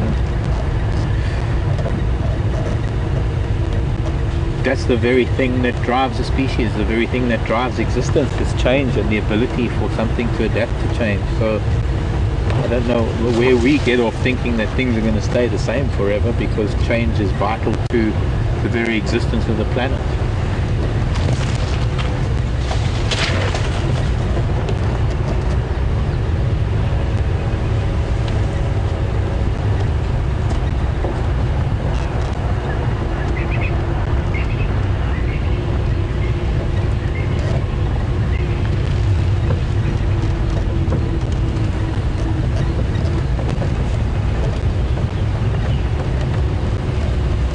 Well, there's a good question. Thanks, Jules. There's a Zoomy wanting to know if that lion that we were with is anywhere near Gowrie Dam or Djuma Waterhole. It is, Jules. In fact, It is southwest of the camera, and I'll make a point actually when I'm going to go back there shortly, because I just wanted to do a little bit of a turn elsewhere. I'm hoping that he's going to, it's cooling down considerably, and I'm hoping that he might get up and even go back towards Gowrie Dam. There's no need for him to really drink, although he might. I'm saying that he won't. But he is relatively close. Unfortunately, he's behind a lot of bush that is between the camera and where he is. But if I can show you, and between Alex, myself, and whoever's zooming, if we can try and get a fix on where I am. Let's do that now. Oh, but first there's an elephant and buffalo. Hello, buffalo. And I don't think less of you because there's an elephant, I promise. You're still magic creatures, but unfortunately there's an elephant, and I have to go and talk to him. I've desperately got to go and talk to him. Hello, all you buffalo creatures. And oh, this old man, we're going to have to wait for him before we go to the elephant. He's got a serious injury down on his hoof. Well, I wouldn't say it's a serious injury. Let's put it this way, that he's got an old injury that's making him hobble. He's just an old man. It's like me, I limp kind of sometimes too. But it's quite swollen down at the hoof, and I'd hate to have to push the old man. There's an elephant on the damn wall near the weaver's nest, and I can hear them. Beautiful light. Pole sana bwana.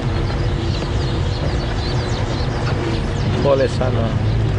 So where's this pachyderm? There they go. Actually it's a whole herd. Go this way, we'll follow them a little while. Mama and a baby and a bunch of Ellies. Hello starling.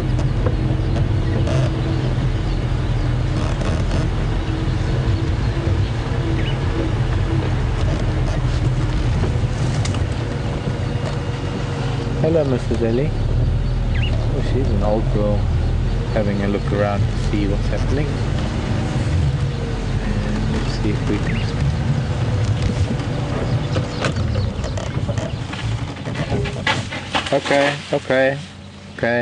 Okay. I'm not coming closer. Just relax, girl. I know, you're an old lady and I respect you.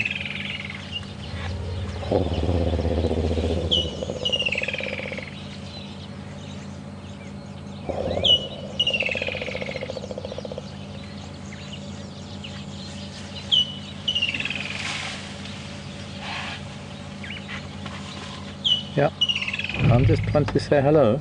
We just come to say hello. We don't mean any harm. Other cows taking children away now around the termite mound. This is a granny. She's a really old girl. This doesn't have very big tusks, but that doesn't mean much. I'm just looking at other features of her that are an indicator of age. She's not a very tall or very large Ellie, but she's certainly the matriarch. And I guess she might not be a little bit happy because of the buffalo, or for whatever the reason may be.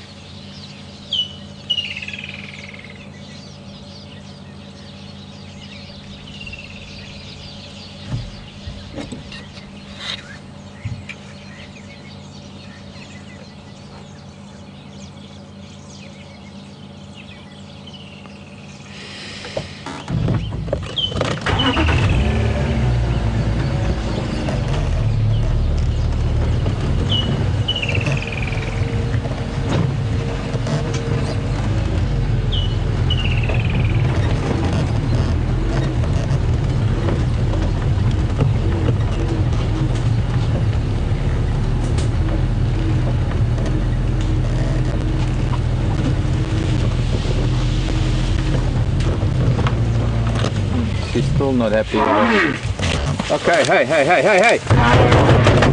Okay, enough. Hey!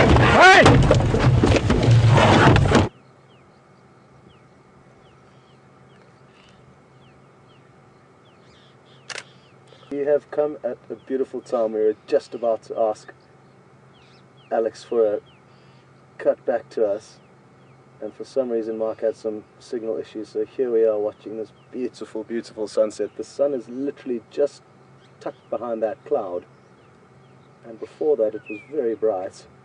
So that you know, Mark and Jason are okay, so for whatever reason you may have been concerned about them, they are 100% okay, and obviously I'm not sure exactly why they had to cut across to us, but they're in no harm. And neither is this male lion at this stage. As you can see, he's very peaceful. Jim, and he's going to give you a debrief on what just happened. We will still be here when you come back.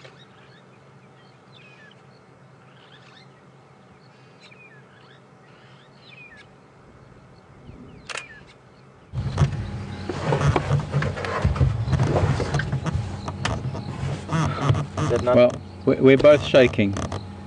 That's the first time in my life that's ever happened to me, other than being on foot when the same thing happened. She's opened up the side of the vehicle like a, well, more than a sardine can, more than a tin opener. Well, unfortunately you can't see the hole that's underneath. I mean, I don't know where I was bleeding from, but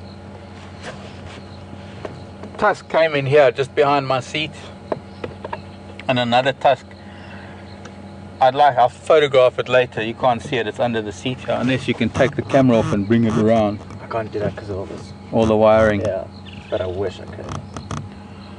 Actually, I can. I had no idea she would do that. I thought, I mean, I've read elephants a lot, and something has happened to this girl today that's really made her really, really mad, and I wish I knew what that was, but unfortunately we seem to be the brunt of it. I've had this in my hand. This is a pepper spray, and I was about to actually do this when she turned around and she left. I'd actually said to Jason, hold your mouth, and well, it was just after Alex cut away. I don't think Graham's going to be too happy with me what has happened to the vehicle, because I actually can't believe how it's torn the vehicle open. I can't take this off. You can now. You're going to try. Oh, we're going to try this. We're going to see if this is going to work. So my hands Needless to say, I'm not following her right now. She's shown her displeasure, and she's shown that she's not very happy with us at all. And I'm glad that what happened now. Sometimes it helps to shout, and gosh, I don't know how to react to that. Wow. She pushed us about I'd say maybe 6 inches to a foot. I need to do it from this side after you've done it there. The hole in that side. Wait. What, here? Can you see this one? Yeah. How she's ripped this? No, you can't see because you. There, you can see how this metal is sort of curled around and opened up like a sardine can. Let me show you from this side if I can bring it this way. What? Oh, it's at your reach. No, it's not going to work. It's out of reach. Wait. There, one hole, and Should have more. okay, there, it's a bit more.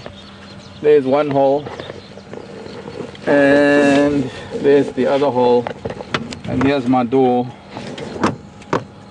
There you've got max. There we go, a little bit more room. There's the door. So she was just right next to me, so it nearly got me in the hip. And there's the other hole.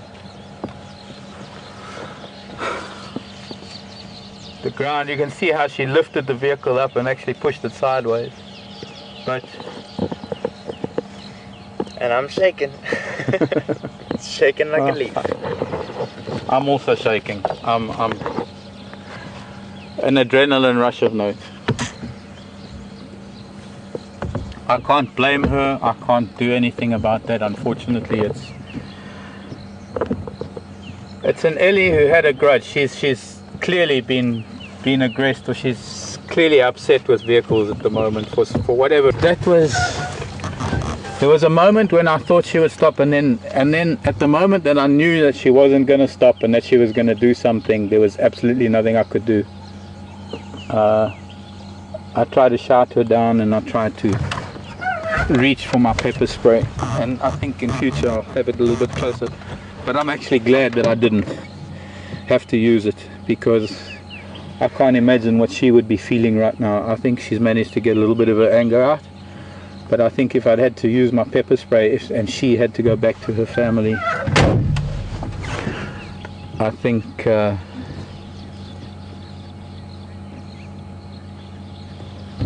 would be I wouldn't be able to forgive myself.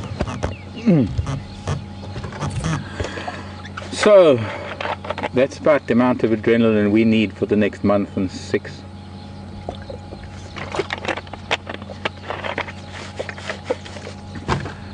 Wendy now carries elephant scars like I do. So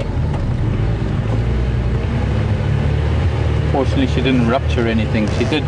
There was a what is that anyway? It's brake fluid. A bottle of brake fluid that she managed to pinch in between the pillar and the bodywork.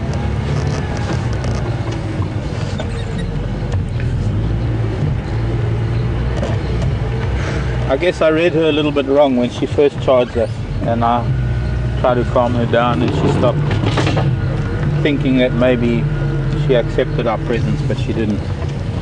Anyways, we're gonna head back to see if we can see that old Matimba, and maybe need, I don't know if you want to go back to Scott, Alex.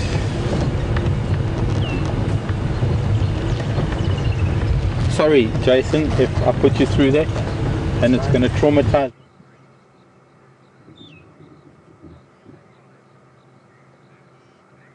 Welcome back, and not much has changed other than the fact that the sunset has continued to get more beautiful, and Brian and I are having a very relaxing evening out here, soaking in this beautiful evening. Sadly we have no idea of what's been going on with Mark on the other vehicle, but I'm sure we'll find out later. Anyway, like I say, not much has changed here. These 2 male lions are still fast asleep, and this one's just rolled over, so a slight amount of movement has come from them. The other male got up and moved off, repositioned slightly, and I'm hoping that in the next half an hour they decide to pick up their heads. As you can see, I've got my camera out, and I've been trying to capture some photographs with the beautiful sunsets in the background. Sadly though, the lion has had its head down the whole time, as has this other one. But if we're lucky, they'll lift their heads up at some stage. I've practiced about 100 photographs in preparation for them to lift their heads up, but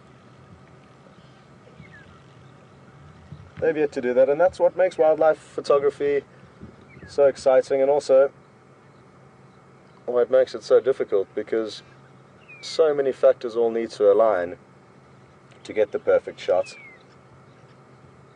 and most of these factors are out of your control: the sunlight, the weather, the clouds, the background, and mainly the subject you are shooting.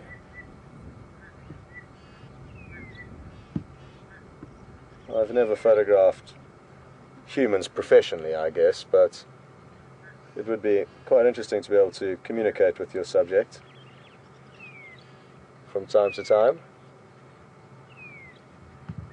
Well, this is just magical, folks, and it is, again, one of the other benefits of the summertime in the Lowveld of South Africa. Yes, it is rainy, and that can cause trouble for broadcasting, but can also provide this for us. And I'm sure all of you are just as mesmerized as myself and Brian are by the beautiful cloud formations and colors that this evening is providing us. I mean, that is just outrageous. And again, compliments to Brian on the way he uses his weapon out here, because it certainly isn't easy. I've tried my hand at it once or twice and decided to leave it to the professionals.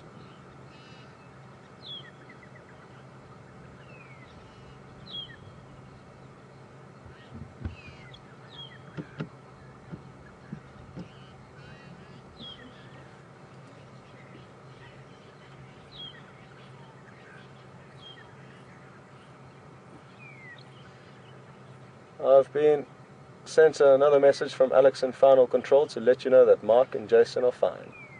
So that's the good news. It just appears they're having trouble with their radio, and there was a certain part of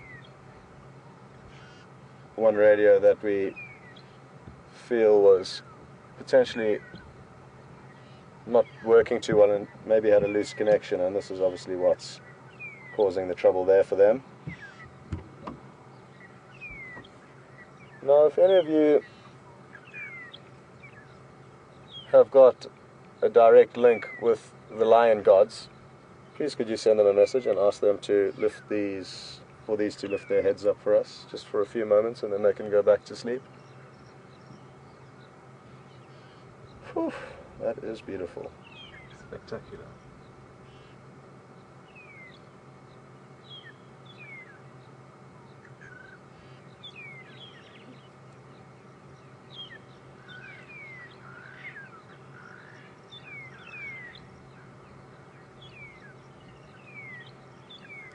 I'm sure there's the majority of the game viewers in the Sabi Sands at the moment are all stationary and have a small array of snacks set out along with a few beverages, and I'm sure people are enjoying the odd gin and tonic or whatever it is that they desire, taking a short stroll about and enjoying this beautiful sunset. That the bird that flew through now was a starling, and that was very kind of it to incorporate us in its flight path.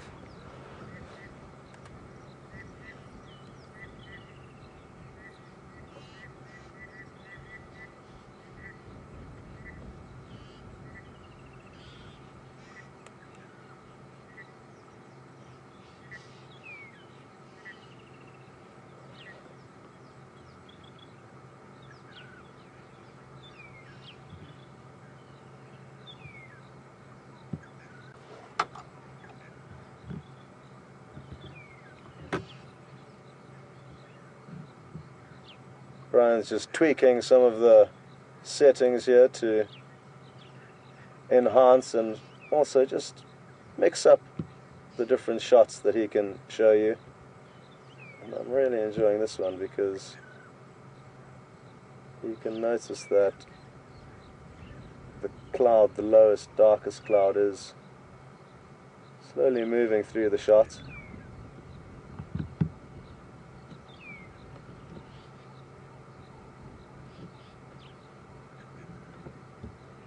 And we'll enjoy watching the cloud move while the lions don't, and hopefully they'll switch out with one another at some stage.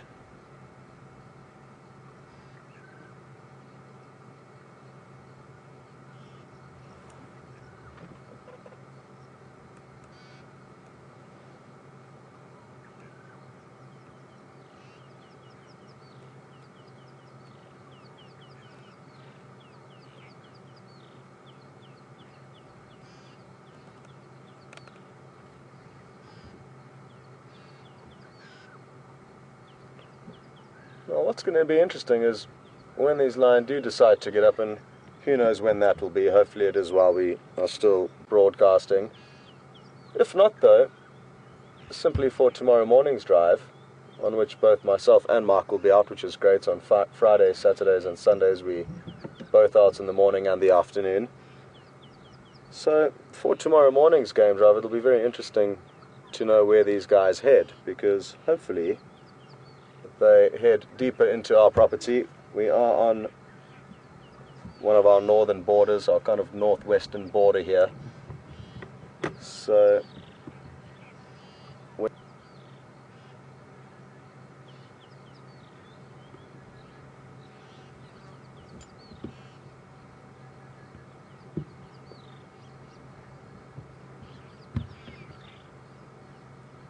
one thing that I'd love to see before I leave here at the end of the month is some lion and buffalo interaction. They don't need to necessarily kill the buffalo, but just to see them interact and the situation unfold, because it is a great battle between two of the different big five that we do find here.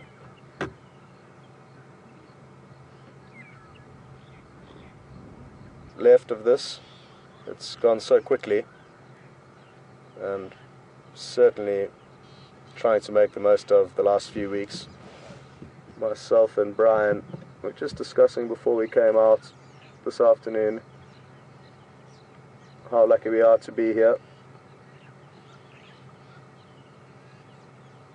and how we must continue.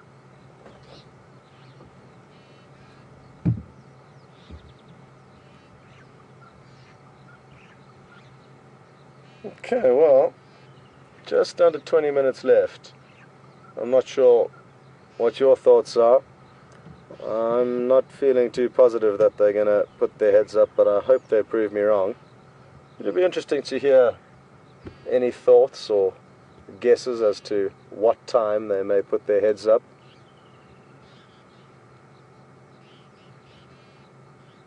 I'm not sure how we're going to provide the winner with a prize, but we will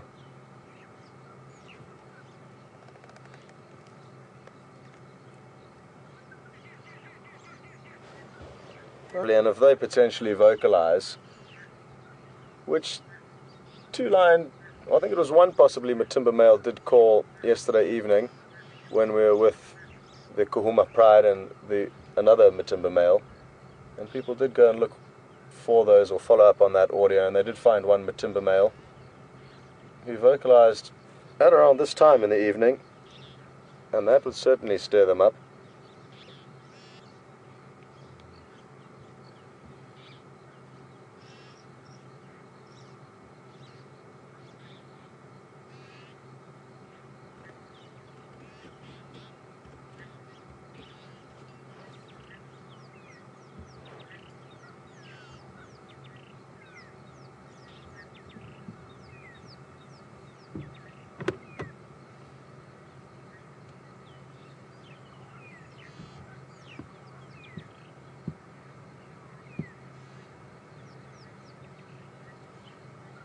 Sorry.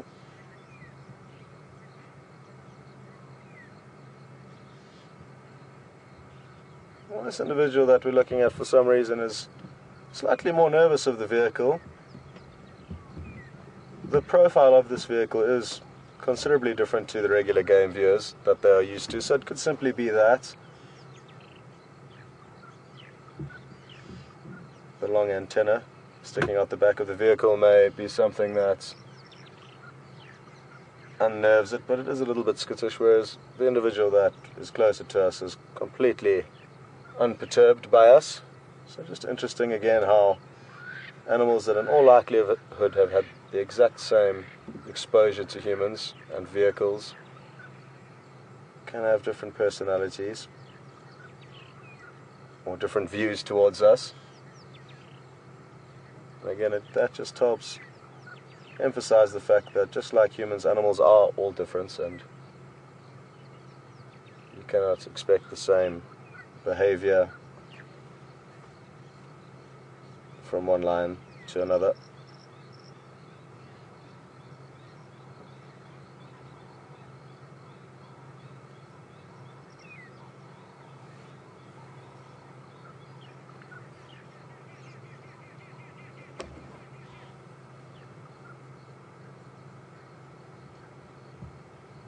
Alex, have any lion whisperers put through their thoughts on whether the lion will get up while we are still live, and if so, what time?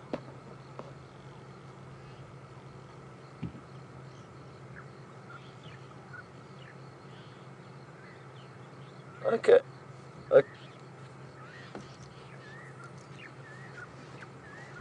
Oh, 2 minutes after the broadcast finishes is one person's prediction.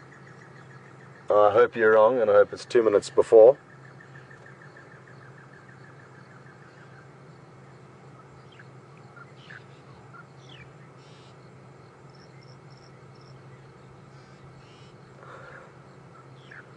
Douglas says we should imitate a lion roaring to try and make it lift its head. It's not a bad idea, but it is frowned upon to perform these kinds of maneuvers. We want to try and unobstruct and probably react very differently to us. And it is by respecting them that they now completely are at ease with us.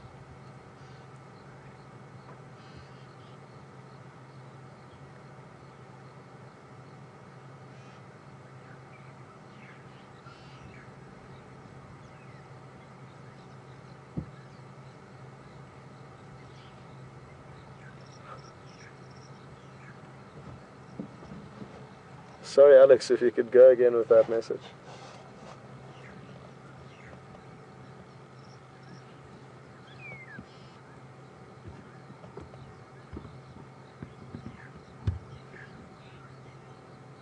Ryan in Utah. Ryan in Utah has heard that if you keep begging and pestering lions and asking them to put their heads up, they don't listen to you, and that could well be the case, because that's exactly what I've done this afternoon. I've nagged them too much, and now they are punishing me for being greedy. So I guess you're right, Ryan, in Utah. I will try a different tactic next time. I'll play more hard to get. I wonder what we can do now to spice things up. If a change of angle might help.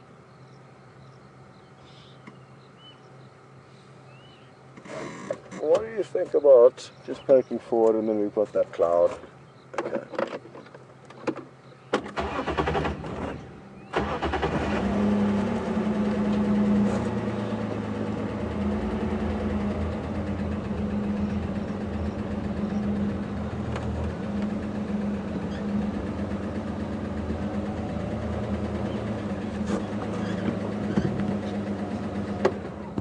I don't know how much better that is, but it's a slightly different angle to work with.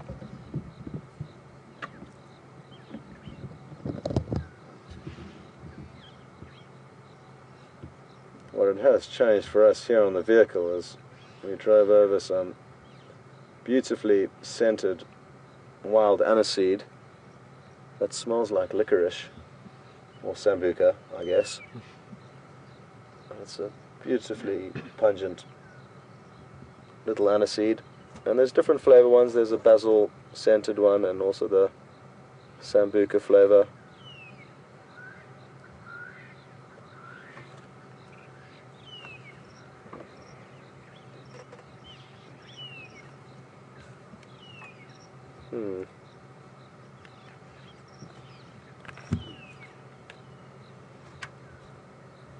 Okay. Well, just under 10 minutes now.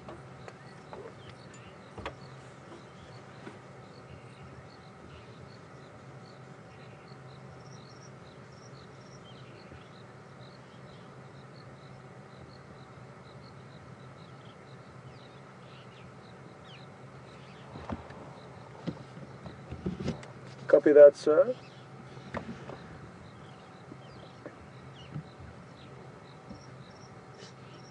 What's going on there, Brian? Are you being attacked by something? Yep.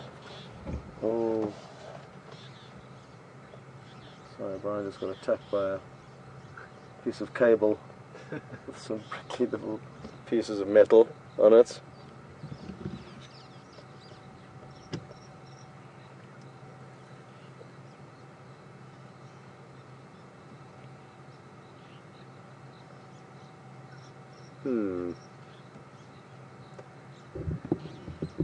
What to do? Well, like I say, tomorrow myself and Mark both will be out on drive, which is great, and I certainly look forward to the combo morning run.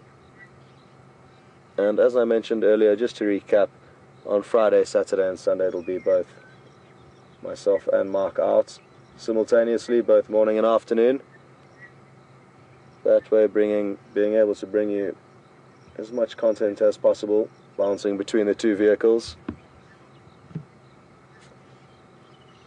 And it's incredible to see, or hear rather, hear how far Wild Earth has come since its inception. And initially a still photograph was uploaded every 30 seconds. Compared to what we have now, it really is phenomenal what technology is. Technology and some great ideas and problem solving from the tech wizards involved in making this all come together.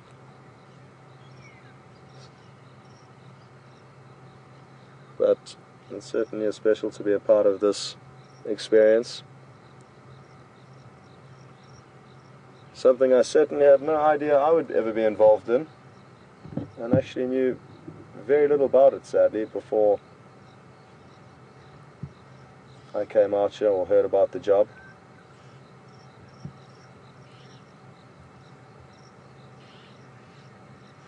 Now those pug marks there are what we're going to be looking for in the morning. Those big paws are hopefully going to leave a trail for us to follow them and ideally find them in the morning. Hopefully before they go to sleep again. That'll be tragic if we miss all the action in between, but it is often how it goes out here.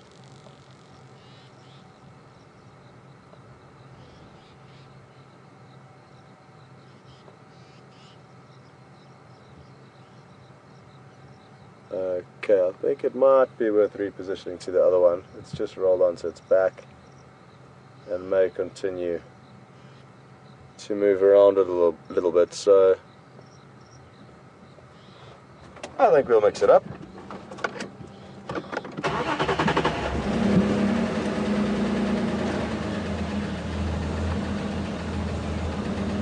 Well folks, while we reposition, Mark would like to say goodbye, I think, so back to Mark, and we might see you before we close. If not, goodbye from myself and Brian.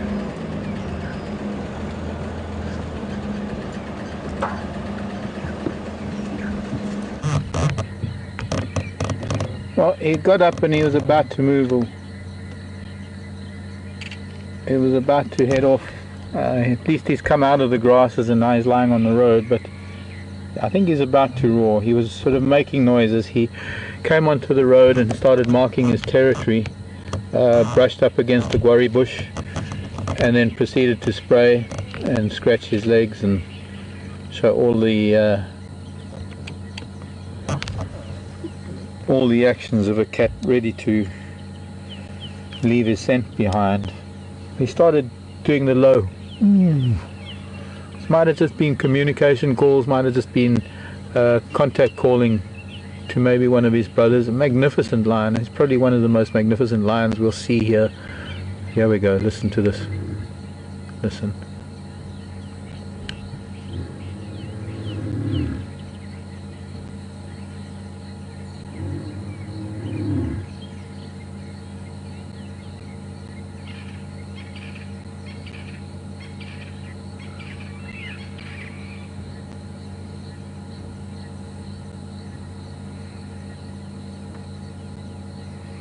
He's starting softly. I think he's aware that there are other males in the area, and he risks being found out if he's going to call, if he's going to do a full-blooded roar, and it's possible that he's merely trying to contact anybody close by that is family. So that was his first attempt. No answer. It's low. Maybe he's going to try a little bit louder.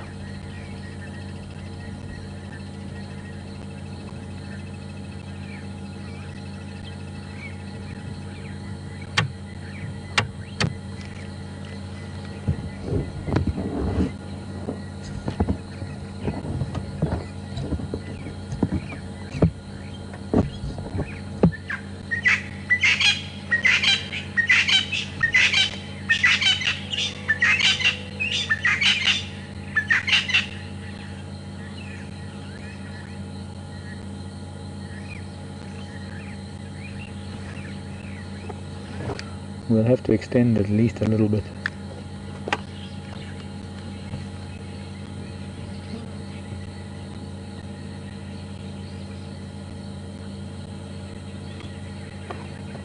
Maybe at least go back to Scott afterwards.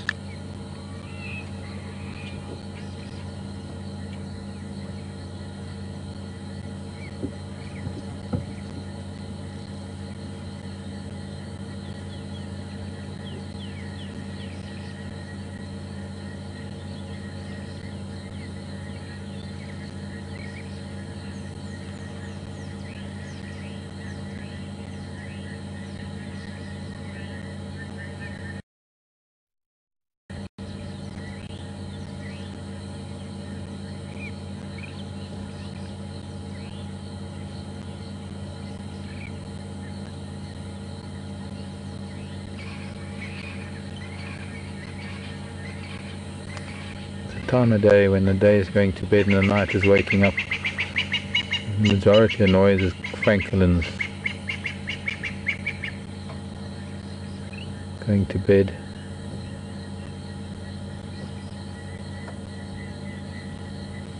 But the air is thinning as it cools down, and it's getting ideal for Lion now. He could possibly be aware that those boys are here.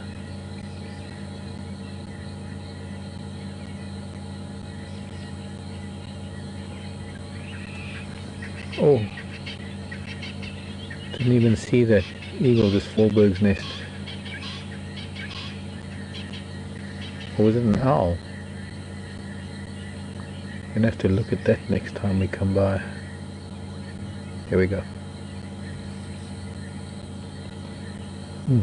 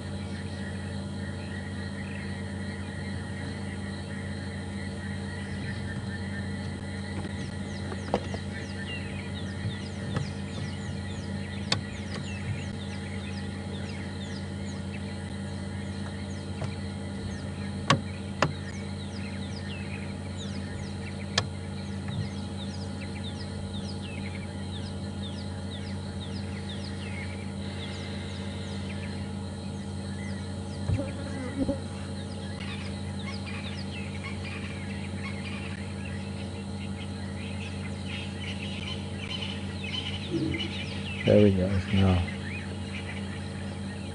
just a little bit of a.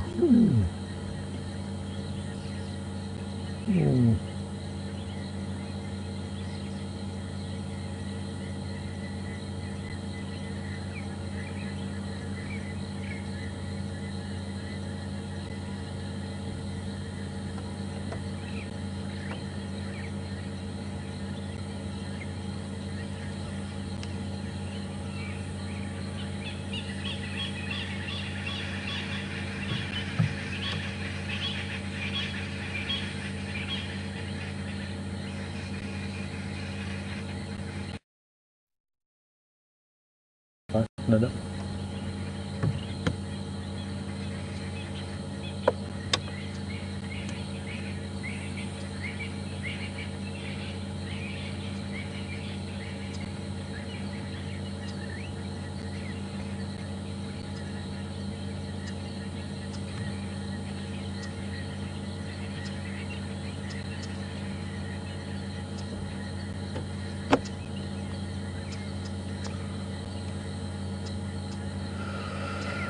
Well, from this big male to Scott's males, Salatis, this Matimba, I wish we could have both at the same time, but unfortunately there's one or the other, and Scott's Salatis are starting to move, so we're going to switch over to Scott.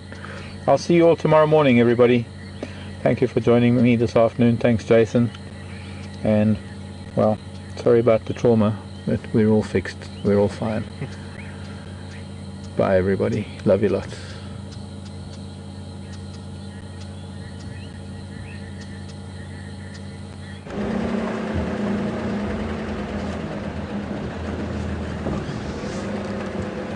Welcome back, and we're just going to reposition quickly and get ahead of these lines. They've just got up, literally just the second we started the vehicle, and I'm just going to try and scoot around as quickly as I can, but without interfering with them. So I'm going to take a wide berth, and that way be able to loop ahead effectively, and hopefully give you the best possible shot that way. And I'm hoping they are going to vocalize. It's hard to tell whether they will, but with a bit of luck they will. One's just lay down, so they may be just warming up the engine still. As do we in the morning. We don't just jump up, bolt upright and carry on the move.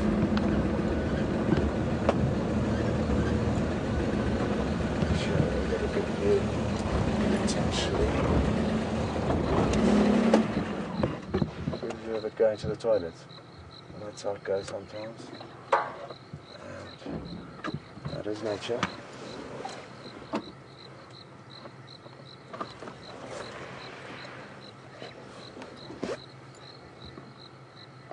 Now they're listening very intently back to the east, both of them.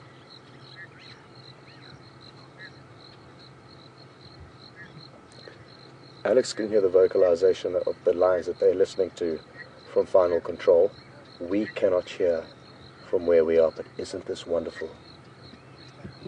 We can see both of them listening very intently, and this one's coming straight towards us now. Isn't this beautiful?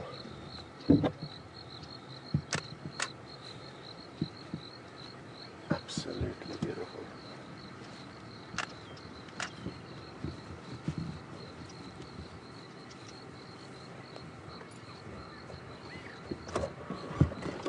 Okay, we are going to loop ahead of this one again, and that way get both of them hopefully. We are close to our boundary here, so I do want to try and make the most of this before they do potentially cross out. Oh no, bumpy road, but we'll squeeze through. Hold on. Okay, good. Good. On road, off road.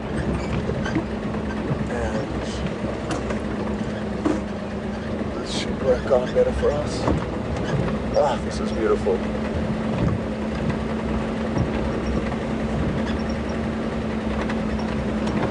Oh, there's some impala up ahead that they are no doubt going to alarm call at. But in the meantime, we can enjoy this beautiful shot we're going to have of a massive male lion in his prime striding towards us, and this doesn't happen often for us out here, so I'm thoroughly enjoying myself, as I hope you are. There's the impala alarm call that we expected.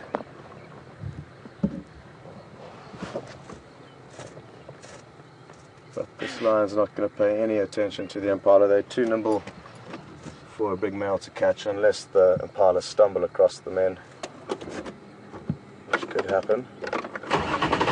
One more reposition quickly, and then we should be in another good spot.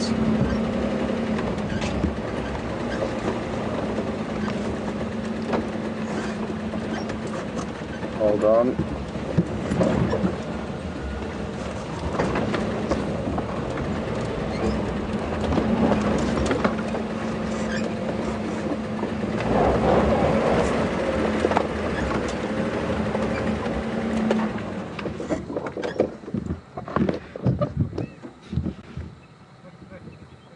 Beautiful.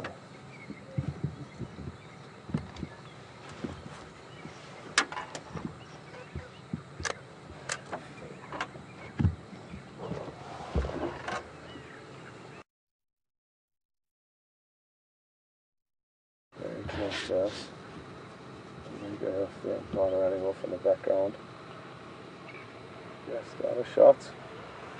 And that'll lead you into the other beautiful male. Brian again is doing a marvelous job here.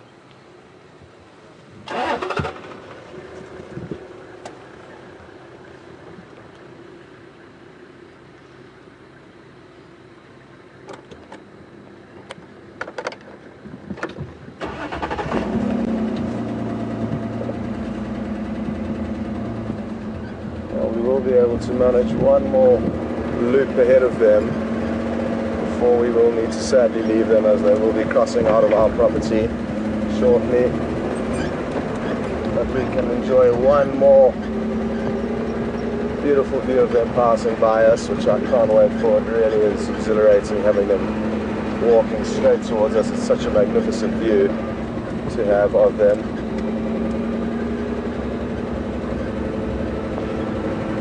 And maybe, just maybe, if we're lucky, they will vocalize.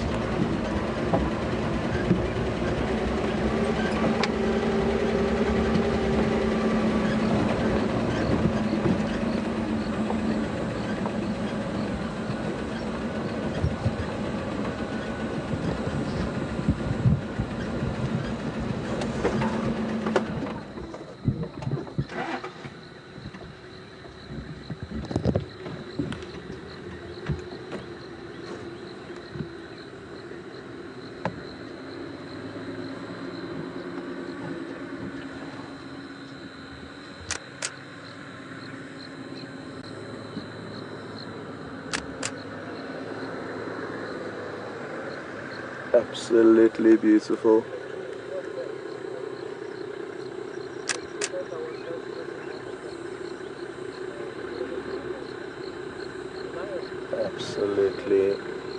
Absolutely awesome. I don't know what else to say, folks. I've got such a big smile on my face to see these big, beautiful males on the move. Really does give you a much better impression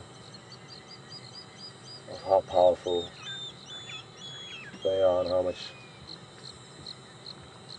dominance and power they command out here. You can see by the way they swagger that they are not too concerned about anything. They are heading away from the vocalizations that they heard, which means they're avoiding conflict.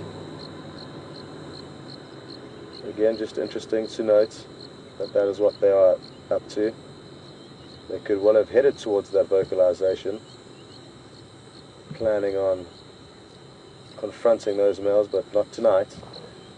They're heading in the completely opposite direction, and what a beautiful shot it is, certainly being helped by the spotlights of the other game viewer that is staying with them. Well, again, a huge thank you from myself and Brian for following us this afternoon. And what a wonderful way to finish off the afternoon. I'm so glad we did extend for a few moments and get to see them active after spending over an hour and a half waiting for them to get up and active. So really happy about that. And there's a hippo saying goodnight as well, which is the cherry on the top. So from good evening or morning, depending on what time it is where you are.